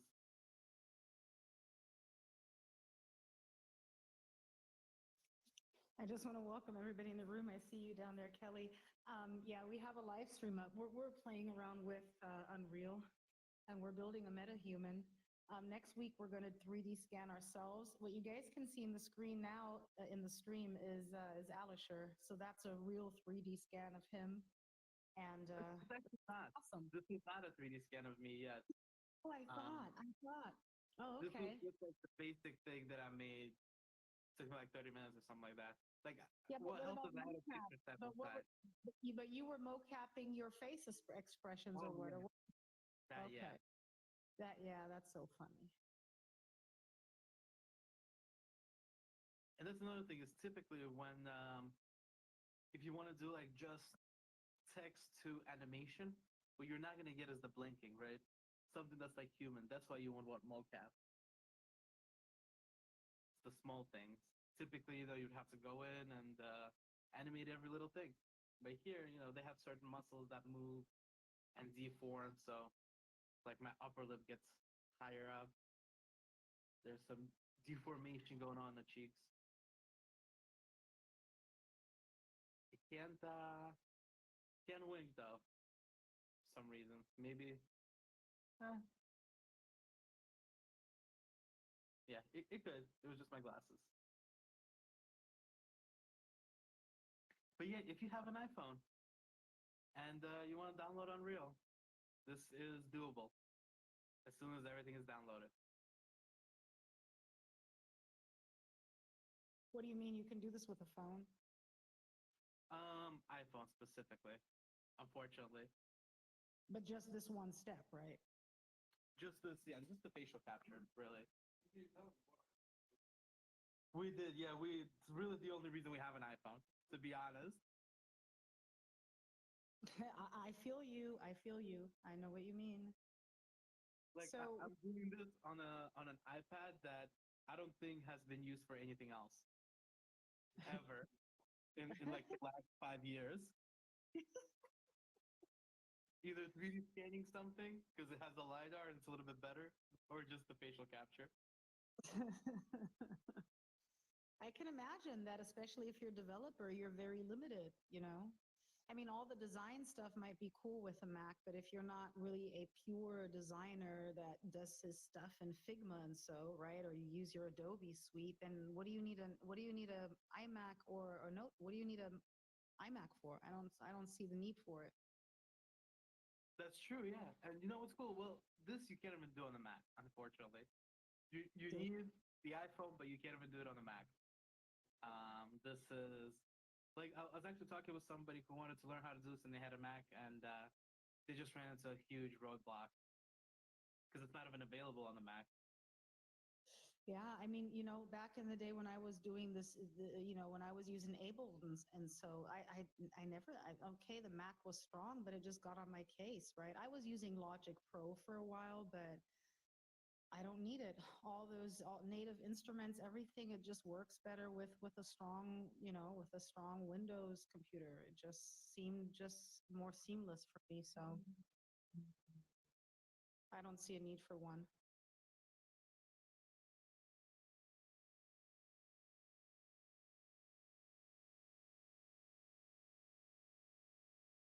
I'm gonna. But it would be cool to get a little update, just for stuff like this because my computer is just crying.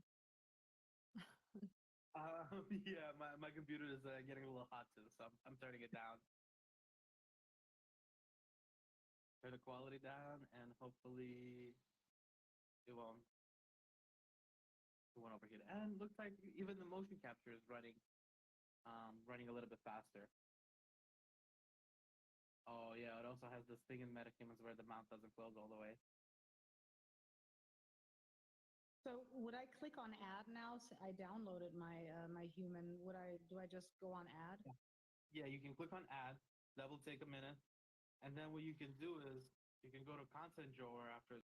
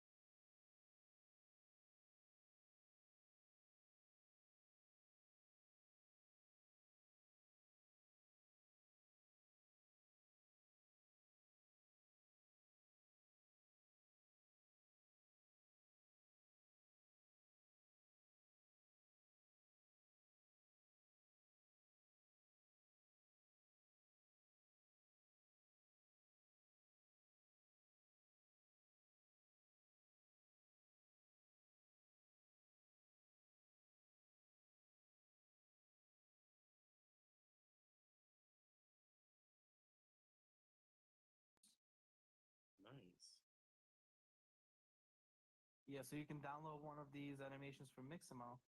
Let's see. Oh, I'm not the one. Excuse me. Let me switch that as soon as my computer unlocks. There you go. Yeah, you can get one of these animations from Mixamo and you can make it work with the Metahuman.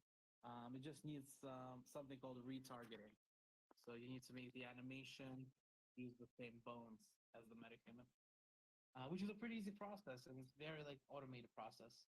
Well, I'm imagining that you can basically with your metahuman, you can set up the poses of a character and then use Aurora, and you could drive keyframes, right, for video generation. So if you were doing a gen, you could go use metahuman to create the pose for the character between scenes. Yeah, you could. You could. I think if you wanted like a pose Laura, though, you'll probably use something less detailed, something more skeleton based, where you can see like the joints a little bit better, like this. I don't think that far. This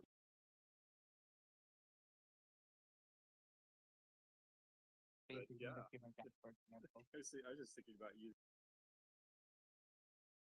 like a face Laura, and then mapping that face onto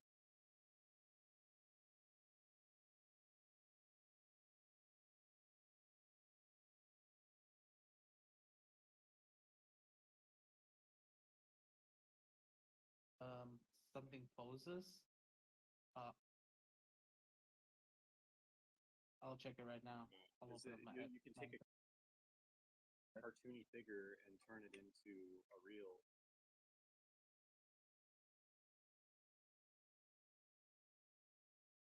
Be able to do all that stuff too. Yeah, like the object craft in Pixel, for example. You can make a character in object craft and bring it in and mocap that character and rig that character. You can bring it into mix them up first, make a bunch of animation.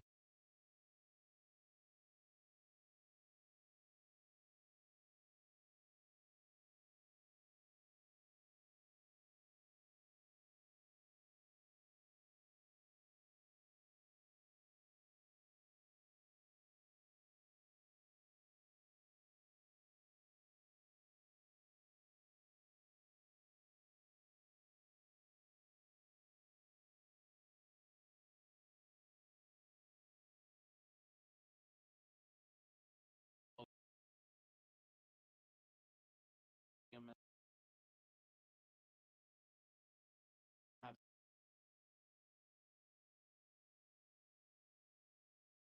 and that's how you would mocap something like a Loch Ness monster or something. Do you think with artifacts we can code our own, mocap?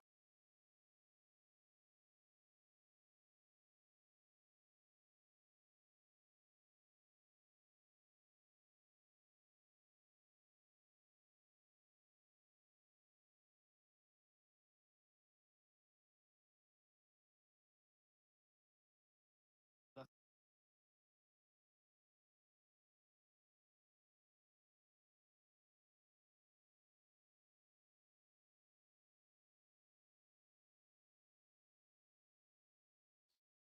So you would avoid application like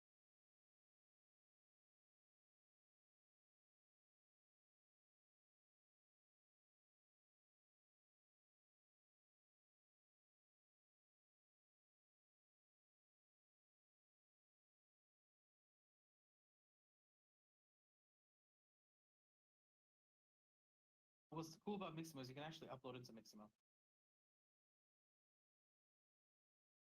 This is an animation tool that's been around for years, and it will auto rig an FBX for you.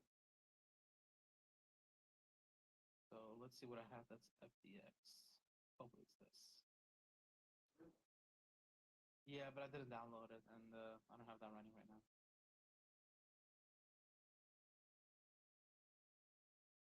Ooh, I can find something.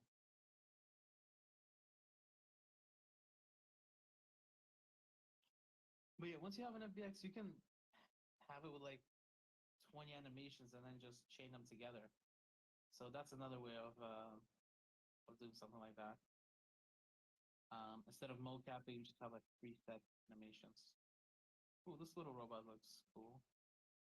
Well, I'd imagine sometime in the near future we'll have video to video, so you'll be able to take, a fully animated section of video and then run that in to either become realistic or maybe even increase the resolution or eliminate, artifacts or elements that are a problem. But I mean, I know that's down the road a bit, but I just kind of see that is one of the logical things that's likely to happen. So you can, move between animation and in a pipeline of what your output is. Yeah, and I think with video you can also do you can do control now if you want to really change how the video looks like, right?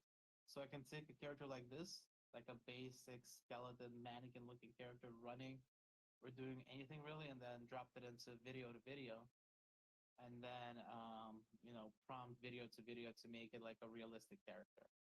So that's a possibility too. Do you think it's going to go backward as well? Like maybe even you could do video gen to get some actions or such, and then bring that into and then model that into the game environment? Oh, you could do that too.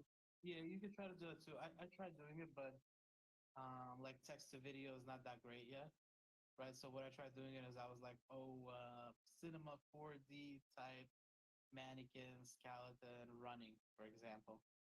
And it just wasn't there yet. It was a little wonky. So the other way around is a little bit more proven, right? So, for example, all I had to do is bring in a 3D model, right, into Mixamo, align these. How many are there? 8, 9 vertices, and that's it. This is gonna make it move really well right now. And there's other rigging tools as well that are free. So I think Auto Rig is one as well by iClone. Free tool, great rigging, also goes into Unreal really well, and then also translates into Metahumans really well. So you can really make any animation work with it, as long as you know how to target bones properly, right? Essentially, what you'll need to do is take elbow, match it to an elbow, and you'd have to do that once to create a model, and then the rest of it is AI. Oh, there's the animation. And so now I can animate this character with any of these animations that they have here. Right, and this character works really well. You can do it with an A pose. You want a character either A pose or T pose with not a lot of accessories, and then you can really do anything. You could always add accessories afterwards that conform properly to the body with physics and whatnot. My computer is just struggling because I also have Unreal open, which I should probably start closing down.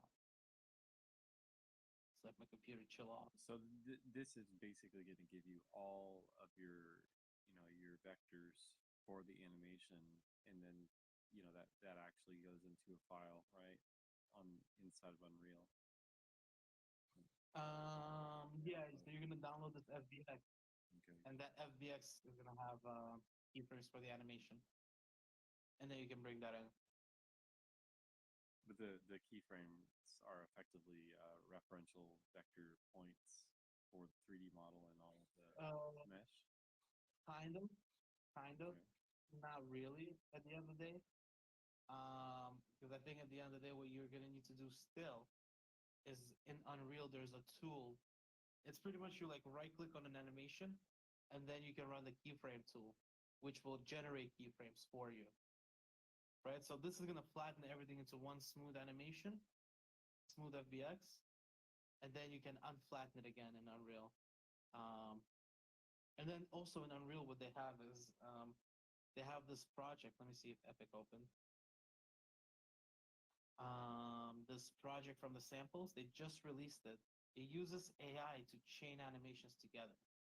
So it's meant to smooth out game animations, but pretty much what you can do is this game animation sample, you can put together 5, 6, 7 different animations and it'll smooth it out for you using AI, right? So it'll smooth out the curves between the keyframes to make it look proper and not like it's jagged. Um, you can read about it too. They just released this like a few months ago. Wow, it sounds exciting. I haven't tried it yet, but they've been talking about it for a while. It sounds like something that Um, accelerate the workflow and the times required, get to a point where you have something really looking good. yeah, that's why all these video game developers are moving to Unreal. Like for example, this city sample has the foundation for you to create like an AI generated city, right?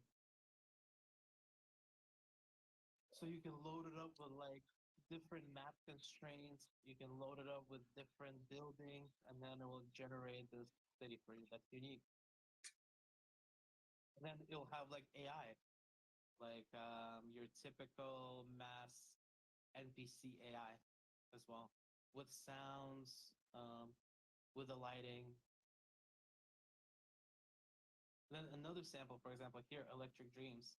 Electric Dreams is cool too, because Electric Dreams has this thing where you can use AI to stitch different pieces of terrain, right? So, for example, if you have like a bush or like this giant mountain, as you move the mountain, the like the area around the mountain will start to deform using AI as well, so it looks smoother, it looks more natural.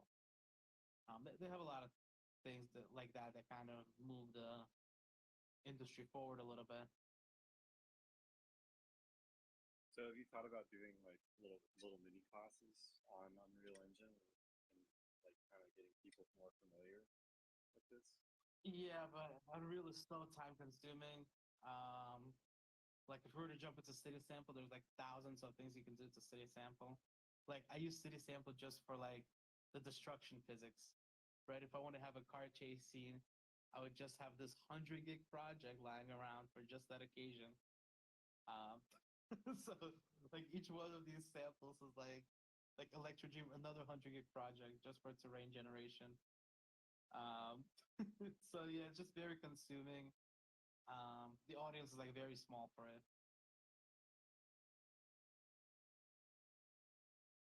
But from time to time, we do like music videos in Unreal. Nick is working on one right now. For example, he's been working on it for a little bit now. He has all his scenes set up. He has the character. He has the song. All that's left for him to do is jump in and do the mocap. Oh, that's amazing. Like he even has the camera movement set up and everything. Because in Unreal, you can go in and properly set up the cameras, sequence everything one after the other, set up the shots. So you can do everything from like pre-production to post-production inside of Unreal, and then do the actual production part where you mocap things. Um, and then another cool thing in Unreal is you can do like virtual scouting.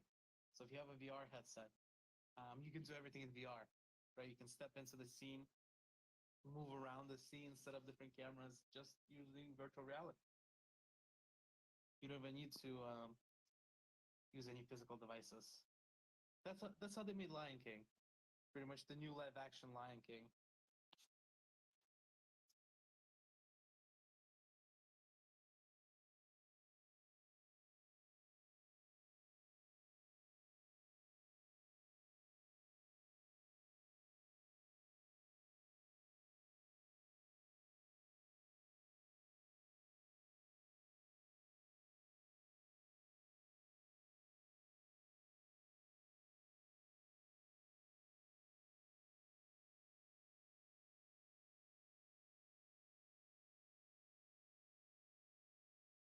Oh, and Sharon, one more thing.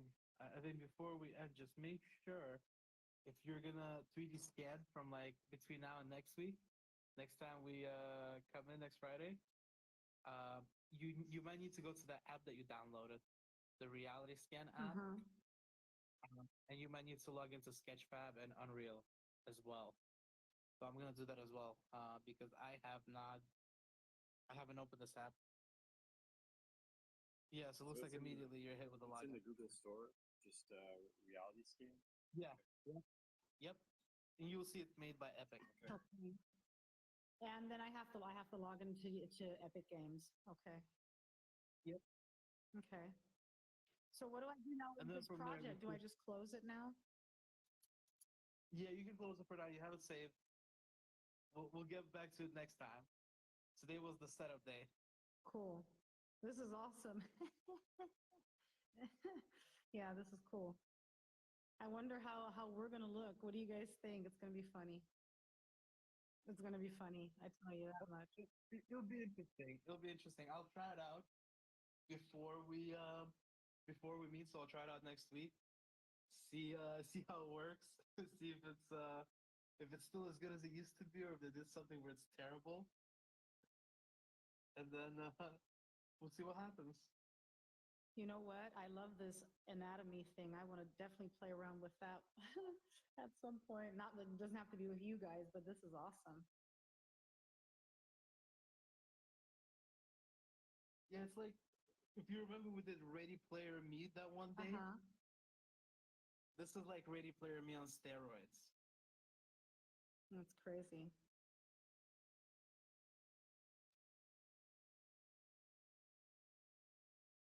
One more time, what's the name of the app that we're hunting? Reality Scan. Yeah.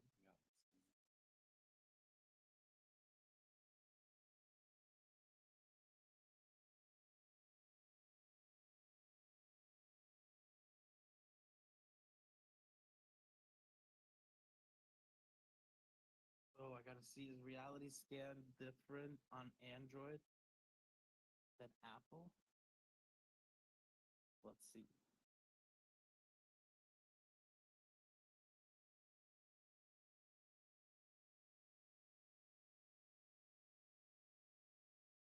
I found it and I'm downloading it. It's good news so far that I do not have errors telling me that I can't. So that's good news.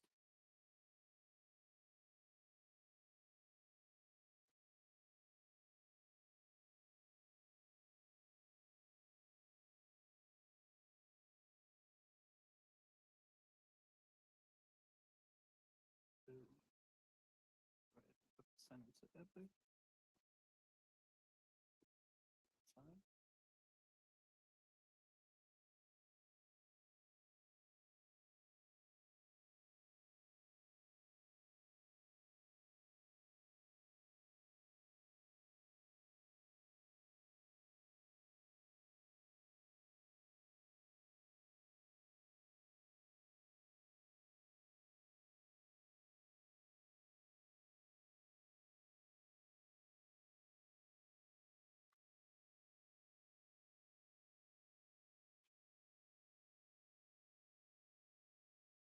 You've won another authentication. Oh my gosh, this is so annoying. That's so damn annoying. Oh, I actually did not have to authenticate. It just logged me into this random device. They're the same. Good.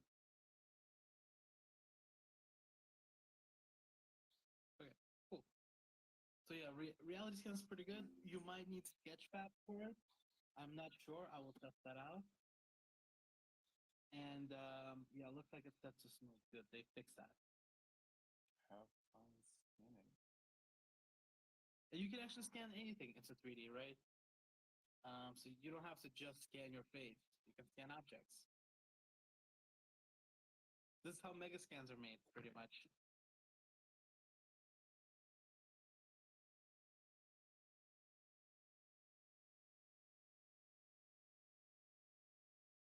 Nice. I have to play with this and practice scanning things and see what things I need to learn. I hate 3D scans. And Sharon, have you checked out Mixamo? Mixamo, no. So Mixamo is where you can get different animations. And you can put in like characters that you generate from object craft in here. Mixamo. Works really well.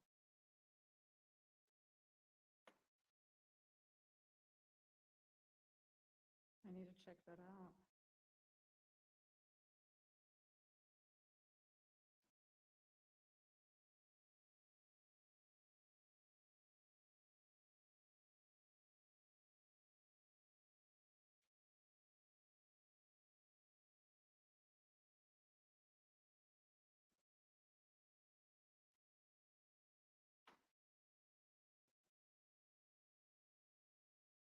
Ooh, look at this fire elemental.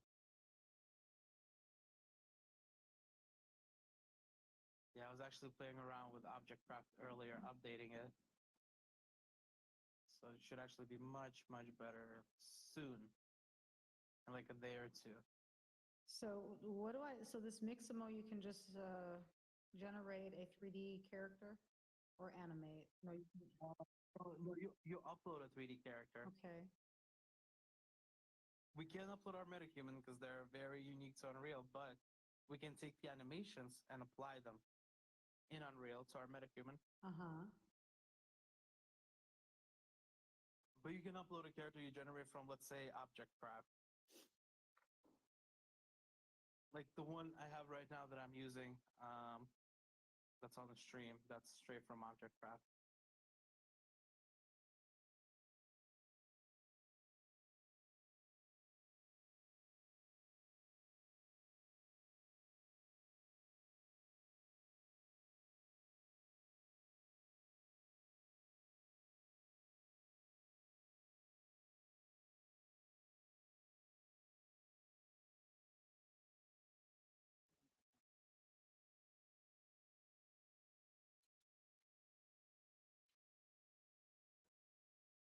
Let's see.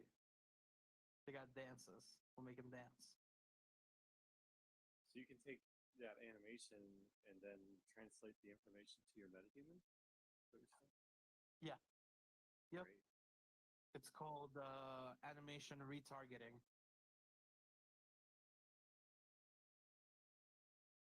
Before Friday, I'll probably have like a little file that we'll all be able to import to do that.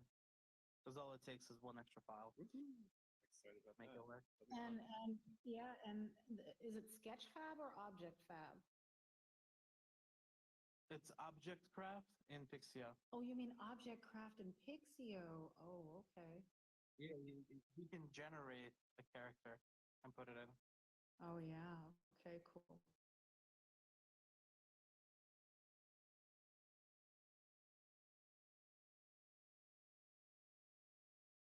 Yeah, I've used Object Craft a little bit, and I definitely want to get use it some more because there's a potential to be able to build something you can then also 3D print. Yeah, and the update coming in the next few days, there's actually an option to do sculptures versus realistic objects. So it's definitely going to be 3D printable, and it's going to be able to take much bigger prompts.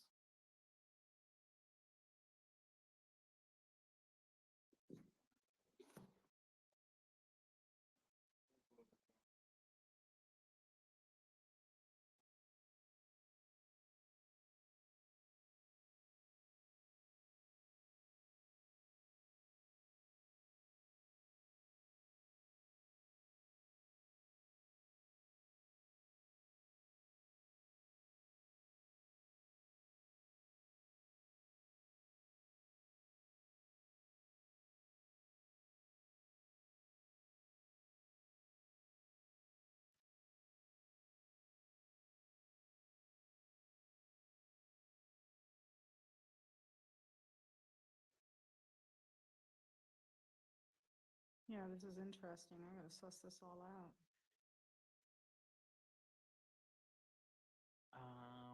Yeah, and I mean, these animations, they'll work almost instantly once you retarget them.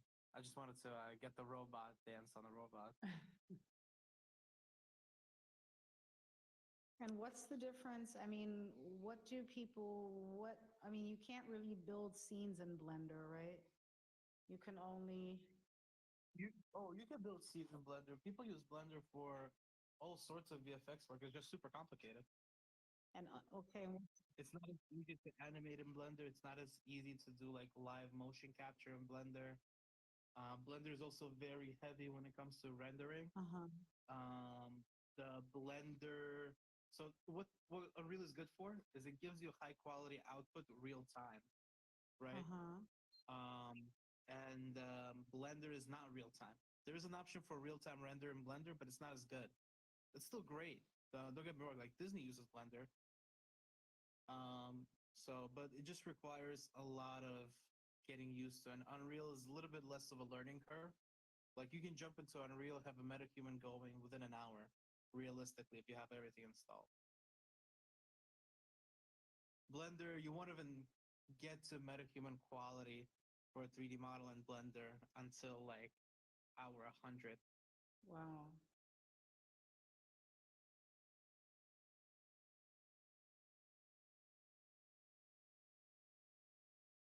And plus these samples, Blender doesn't have any of these kind of samples where you get entire simulations, worlds, um, and just the Unreal samples are great. Like each sample is like its own game. Like City Sample, I mean that's the straight up Matrix game in there, just without Kiana because licensing. Uh, Other things like Lyra Game Starter, that's like a network game that you can play. It's a multiplayer game starter. Stack of these are all games you can build on top of. Look at this Project Anywhere XR. This is old. This is almost a decade old. Yeah, it's just really. I personally really enjoy these samples, and of course the giant library of assets that they have that are extremely high quality without being hard to work with. Blender, very big learning curve. Even if you spend like 100 hours on Blender tutorials, you're still gonna be thousands of hours away from being as proficient. But I love Blender. Blender is a great intermediate tool. Whenever you gotta change the format of something, whenever you have to like do quick sculpting, Blender is great.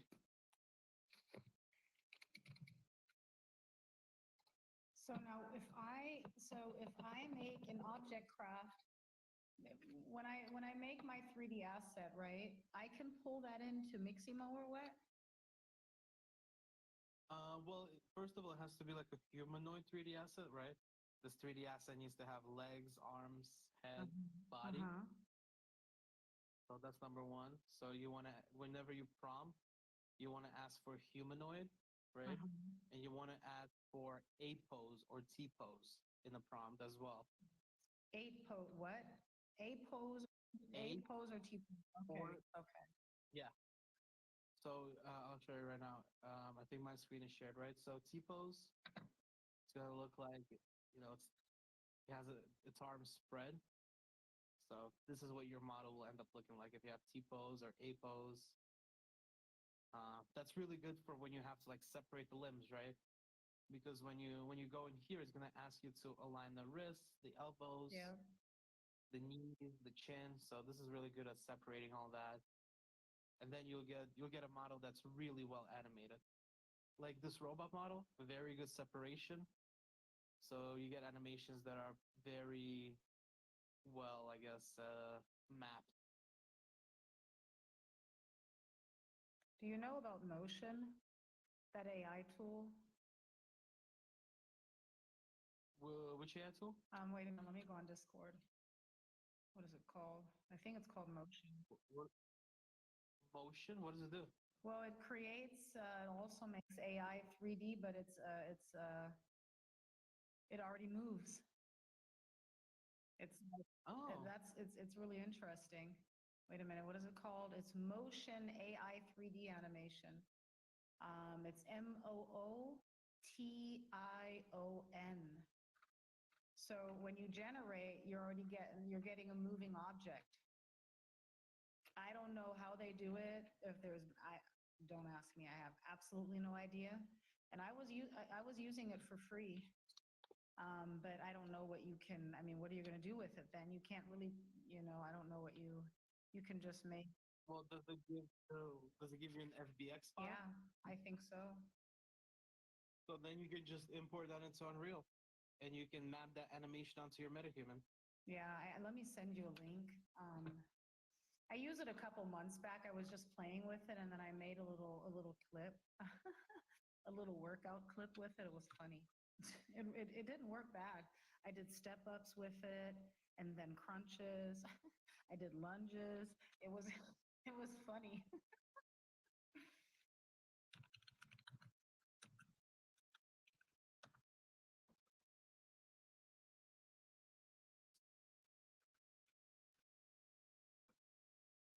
Where's my YouTube?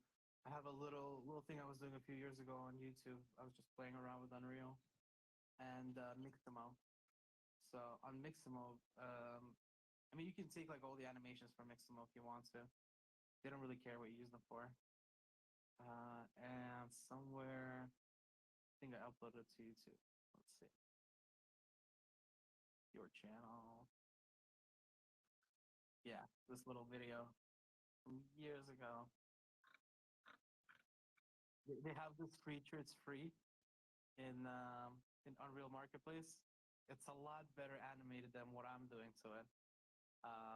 It like has particles of spit and whatnot. But yeah, and then I just use all Mixamo animations because why not? You know, there's the running animation. It's all preset. They have like parkour animations.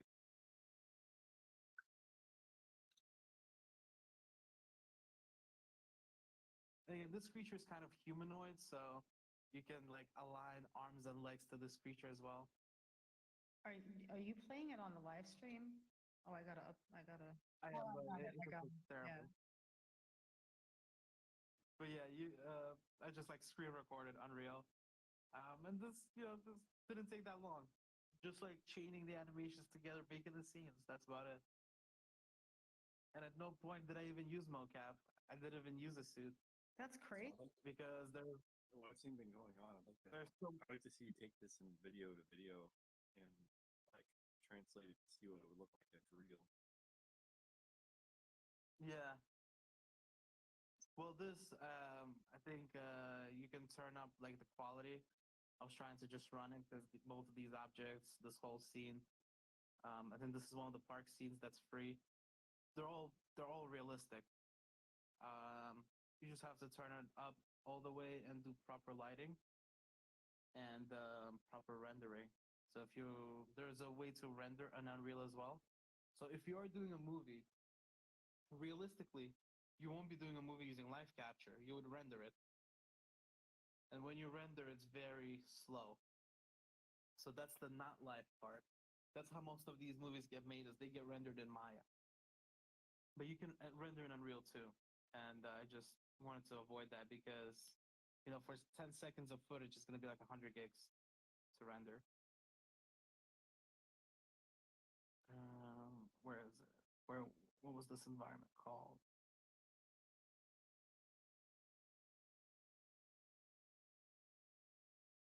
And also Unreal Marketplace, they have like free stuff every month that they give away. Oh, there you go. City Park environment, I think, is what I used. So if you look at it, this environment's supposed to be like very realistic. A lot of 8K objects. They have another one that's a little more populated with buildings.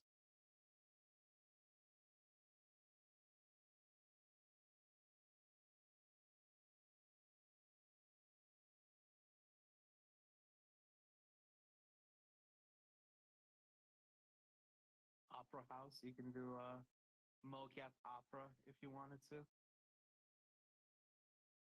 Don't even need that much mocap.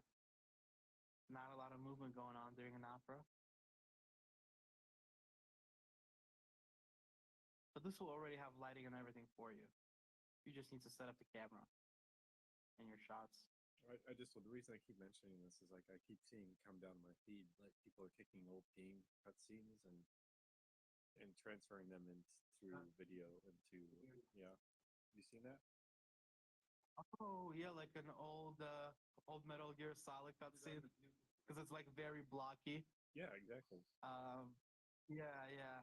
You'll be able to do it in Pixion a little bit as well. We're just pushing the update. So you could potentially, in theory, what I'm thinking is within Unreal Engine, if you could get your animation chaining done really quickly, and you had you know a rough of the character, your text prompt, along with that, might actually result in something that you could make a movie with. Oh yeah, but you can even do that in Mixo. You don't even need Unreal for that. You can just go into Miximo and use one of these basic characters here. Like Miximo has their basic characters, so you could take like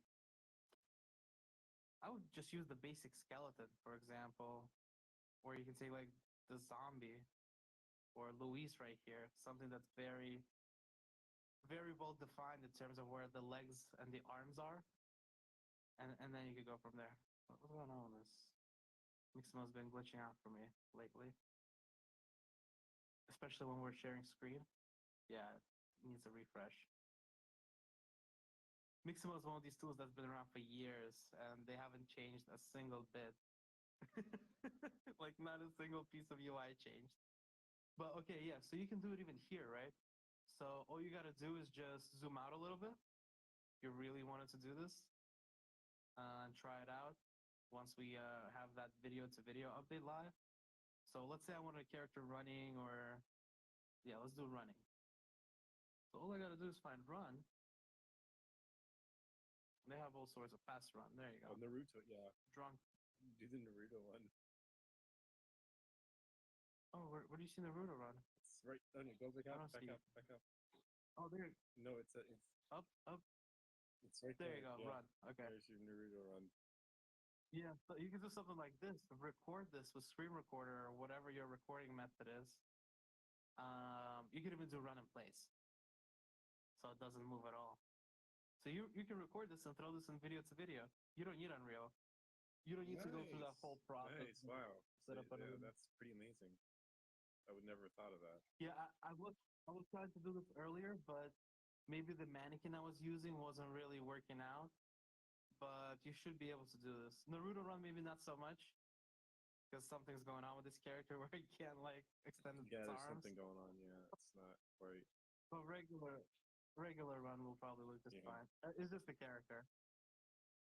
I think if I refresh and go back to the regular robot, I'll probably be better, like the regular mannequin. So you could composite, Or one of these. together elements then, basically. Like you could grab the run Yeah. for this and that, whatever background. Yeah, you can do the run. You can do some parkour. They have some jumping here.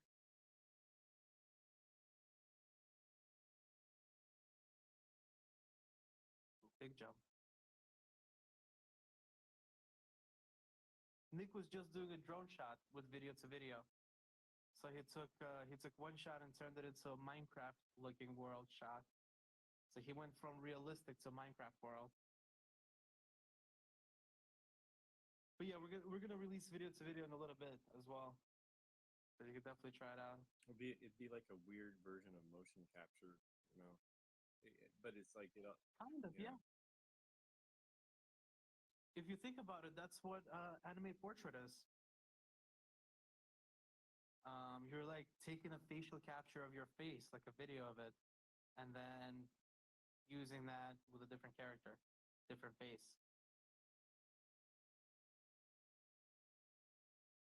It's just actual motion capture. But it is kind of like that idea of video to motion capture. Well, you're driving video, like it it- can be anything inside of that, Yeah. even a comfy environment. But it's not nearly as good a quality as the output that you get from like video generation.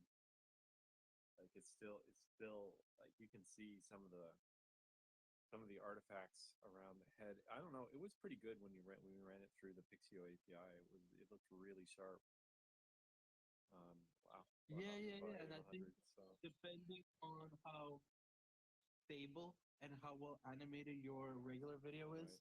For example, if you go to Metahuman Creator, what I did to test when I put anime portrait, I used this. I actually used facial capture from this. There's a face ROM here. I'm going to show you right now that you can use to do that stuff. So you can Like if you want to put your own face. Yeah, that's awesome. But you can literally take a selfie video, record your own face too. But I was lazy. I just wanted to do it quick. And this has like a ROM where it goes through the emotions, through different. Well, I mean, if you didn't want every face to have, like, you wanted the face to have different muscular, like, movement, if you do a capture of your face, then ran it through, one of these models, then you would get different face dynamics when you did the video driving. So, even though you did the acting. So I'm kind of thinking, does that make sense Yeah, at all? it does, but also I guess yeah. But if you get a real video, that's why you kind of maybe over exaggerate when you do a real video a little bit, just like motion capture. Because the motion capture, when I was doing facial capture right now, like you really have to, if you smile, it's got to be a big smile. If you're speaking, you really have to enunciate in order for the mouth to keep moving. So, for example, for me, I guess this was taken from some sort of a 3D scan, but it wasn't my face. I think this was a 3D scan of like from a picture. But Nick's, that's definitely Nick's face. Oh yeah. So here you could go to face. There's a face ROM, and I just screen recorded this, and I gave this to Anime Portrait. So that's a great idea for getting a driving video. Yeah. Nice. And then, are there different emotions that you can actually get the Metahuman to do just in that? No, not No? really. Okay. I mean, yeah, actually, I think yeah. So expression, loop, happy, smiling. There's like a small set. This is Hey, purely for like but that's enough to do something. Like your 10-second commercial type stuff. I mean, obviously, I'm gonna burn a bunch of time doing it, but whoever was the most effective for this Yeah. was amazing. They're trying so well. They too are mad at how slow progression is on stuff. You have a fat face here. I mean, they have fat face in general. No, but this one's different. Is this your face, actually? I don't think so. It like It is made a you. It made you like. custom It made you like. No, region of influence is 100 on all of them. So, I think this came from a picture. I think I had a picture with obviously no beard, Like that would be like your little brother. and then I used the headshot plugin in Character Creator. So it doesn't really have a lot of my facial features, but it has like the overall shape. Like I feel like his face is wide. Your face is like longer. Yeah, probably. What is that? That's fear. can you move in and out it's like while it's doing its performance? You can zoom out. Yeah, you can zoom out. But it's like kind of jumps though. It's not really. smooth. Yeah, I mean The web. that's the web for you. Right there. That's why that's why Unreal isn't on web. Oh, but yeah, also when you switch them, it zooms back in because it has So a there you certain go, preset like for face capture. You could just capture those zooms, like zoom out and then it's like zoom in, and there's your facial reaction to something.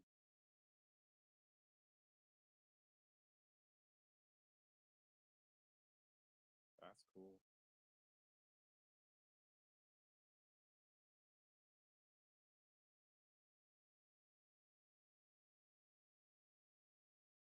They have Yeah, poses I'm just too. I'm on the lookout for different ways to do the driving videos for this stuff that's coming. Like it's just like doing your own face. Yeah. Video. Come on.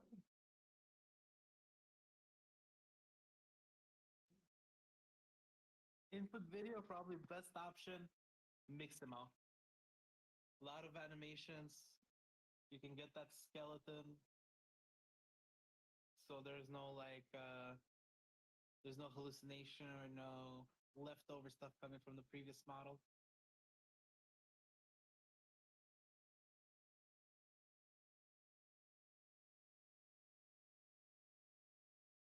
can just totally see just being people being totally lazy and just using this and then voicing it and then having the faces animate to their dialogue as this is just playing. Like I'm just saying that that's gonna happen. It's gotta happen. Oh yeah, probably. And I think one of these weeks we'll also try to hook up like this suit plus the helmet. Uh, I'll go full 100% mocap. It's gonna be like challenging because it's just a lot of stuff to put on, but it'll be interesting. This is cool. I mean, this is definitely somebody recorded a motion capture for this. So we, With so we figures can and take everything. we can take the metahumans that we created, do a motion capture, and then we would have the same driving video effectively to do relatively whatever we want. Yeah, We could take that into Yeah. advanced animate portrait, or eventually in Pixio Studio with the face matching. Like where Yep. somewhere between Synthesia and Hydra, they'll have that ability to get a high quality Yeah. facial performance. a little bit, yeah, for sure. And I don't know, maybe you could even get something running with like the native Apple Face ID API, just like Unreal. Unreal is taking raw Face ID data and turning into facial motion capture. So you could probably do something like that too. You just need the Xcode and you need to access the Face ID API. Well, a while back we were using like the Xbox imager. You remember the? To connect, yeah. Does that still work, or is that just not as good as what's? You might find something that still works, but Connect has been like deprecated for a while. Okay. There are, but it's just never as good as motion capture. But yeah, you might find some sort of an app to do it. There might be even a plugin to do it I bet you actually. there's a motion capture block you can buy somewhere. It's not too expensive. Like it's a scanner, Oh, like a leap motion? maybe. Yeah, maybe. Leap motion will do, but not big. Oh, check this out. Actually, I saw something recently. So a company that makes suits, they have an app. So this company, Rococo, they make suits. They also have an app that does video to motion capture. Right here, Rococo Vision.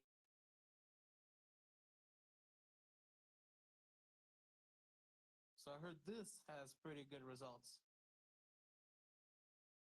Yeah, that looks pretty neat. but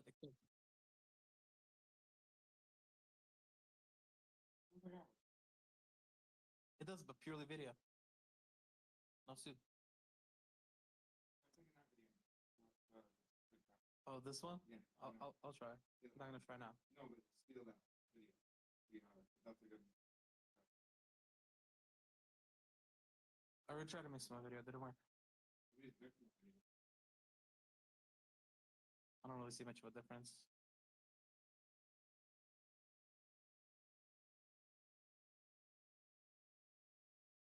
But yeah, that's it's Unreal for you guys. You could pretty much do like something like this in Unreal. You can bring this character in, this 3D model with the rig and the skeleton, and then animate it. Like it doesn't have to be extremely realistic. It could be something that's like low poly as well. If you guys look at something like the new Toy Story, right? Toy Story 4, that's extremely high quality, and yet there are characters that are relatively low poly, even though it's like absurdly high quality.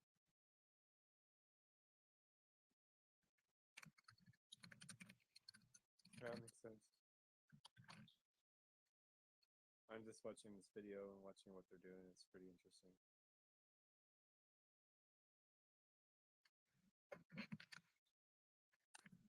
Oh, this was really cool. I'm looking forward to next week.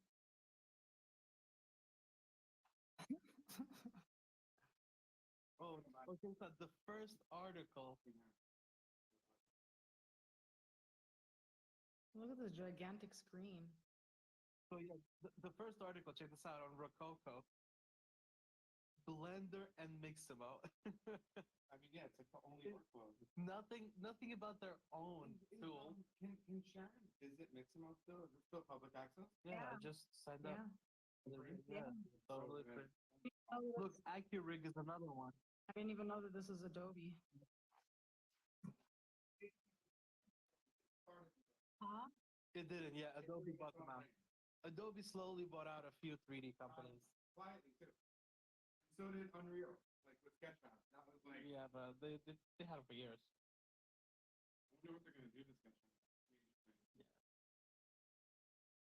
I didn't look into that.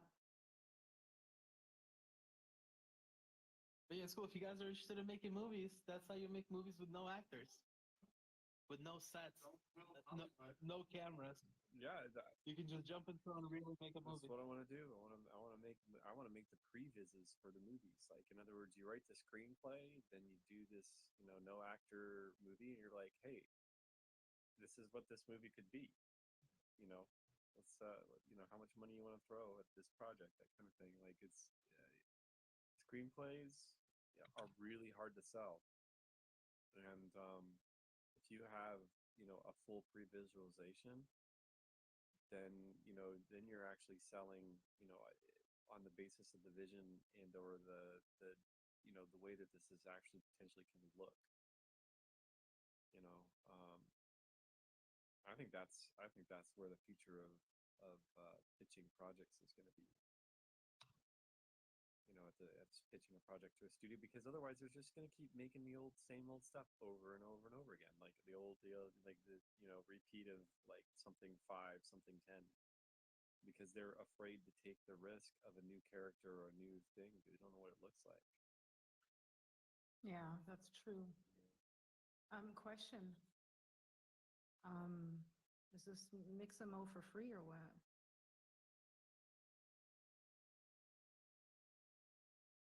Oh yeah, Mixamo's free. Okay. It wasn't always though. I think it was always free. It was you had to like have Adobe. And then speaking of free. And I remember it wasn't always. No, that's what Mike had. Oh. No, that's what we don't. It was always free. Oh. You just need to have an account. You don't need to have Adobe. Yeah, it was like that. Adobe product. I remember the transition. Oh. Yeah, it's happening. Hopefully it doesn't happen. You now have to log in.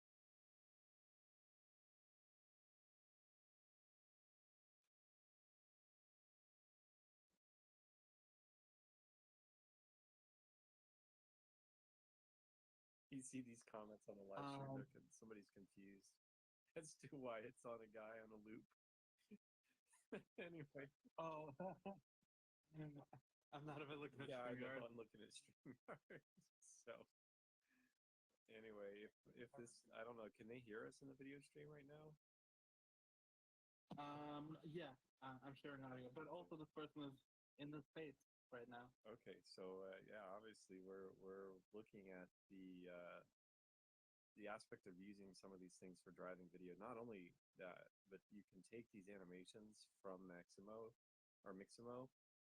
and import them into Unreal, and then take your Metahuman, and then you can translate the animated movements into your character. So that allows you to rapidly animate your character. So to get a picture of understanding why this is really important, keyframe animating your character in 3 dimensions is a months-long process to get a single scene.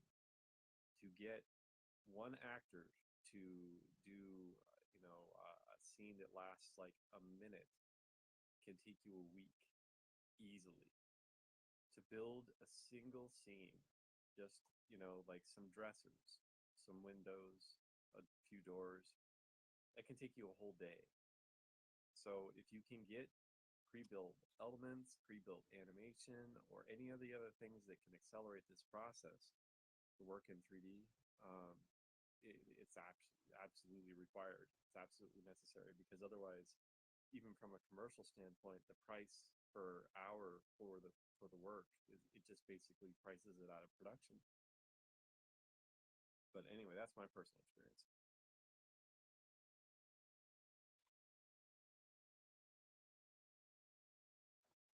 found very few people who want to pay $75 an hour for animation. Like they don't want to do that.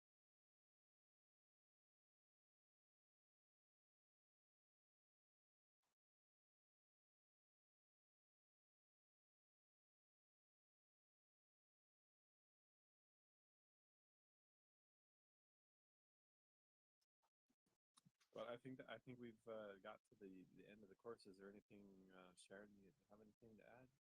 Thoughts?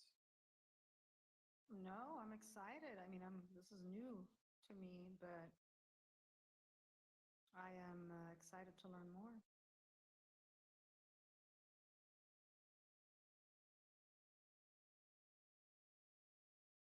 Alistair, did you have anything else that you want to add? Or like, what are we expecting to do next week? Nick is saying if you guys have Creative Cloud, you can check out some of the 3D apps that Adobe has, like Substance Painter. Next week, we're going to be 3D scanning ourselves and putting ourselves on the Metahuman. So get ready for that. And we'll see. Maybe we'll try. Well, I don't think we'll try some mocap next week, but we'll definitely get to that point.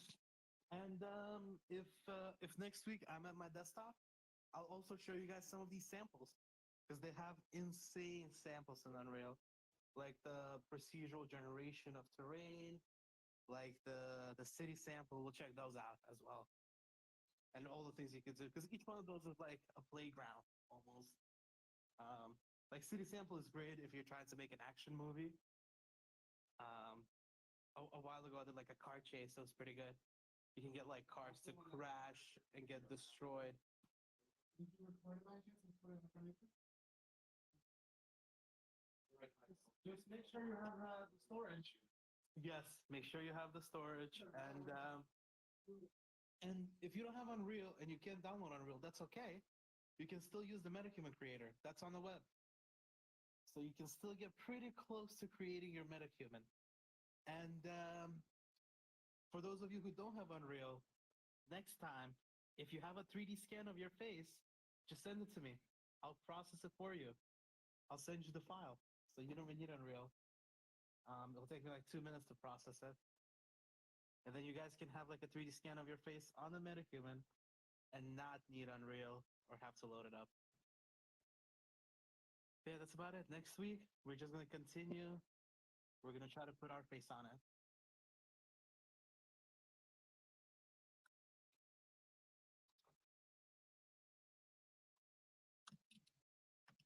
Okay, well, thanks. Go ahead, Sharon. Oh, I'm typing. I'm sorry. I thought I was on mute. Oh yeah. Well. Oh yeah. You guys Yeah. done? That's Thank it. We're you. done. Cool.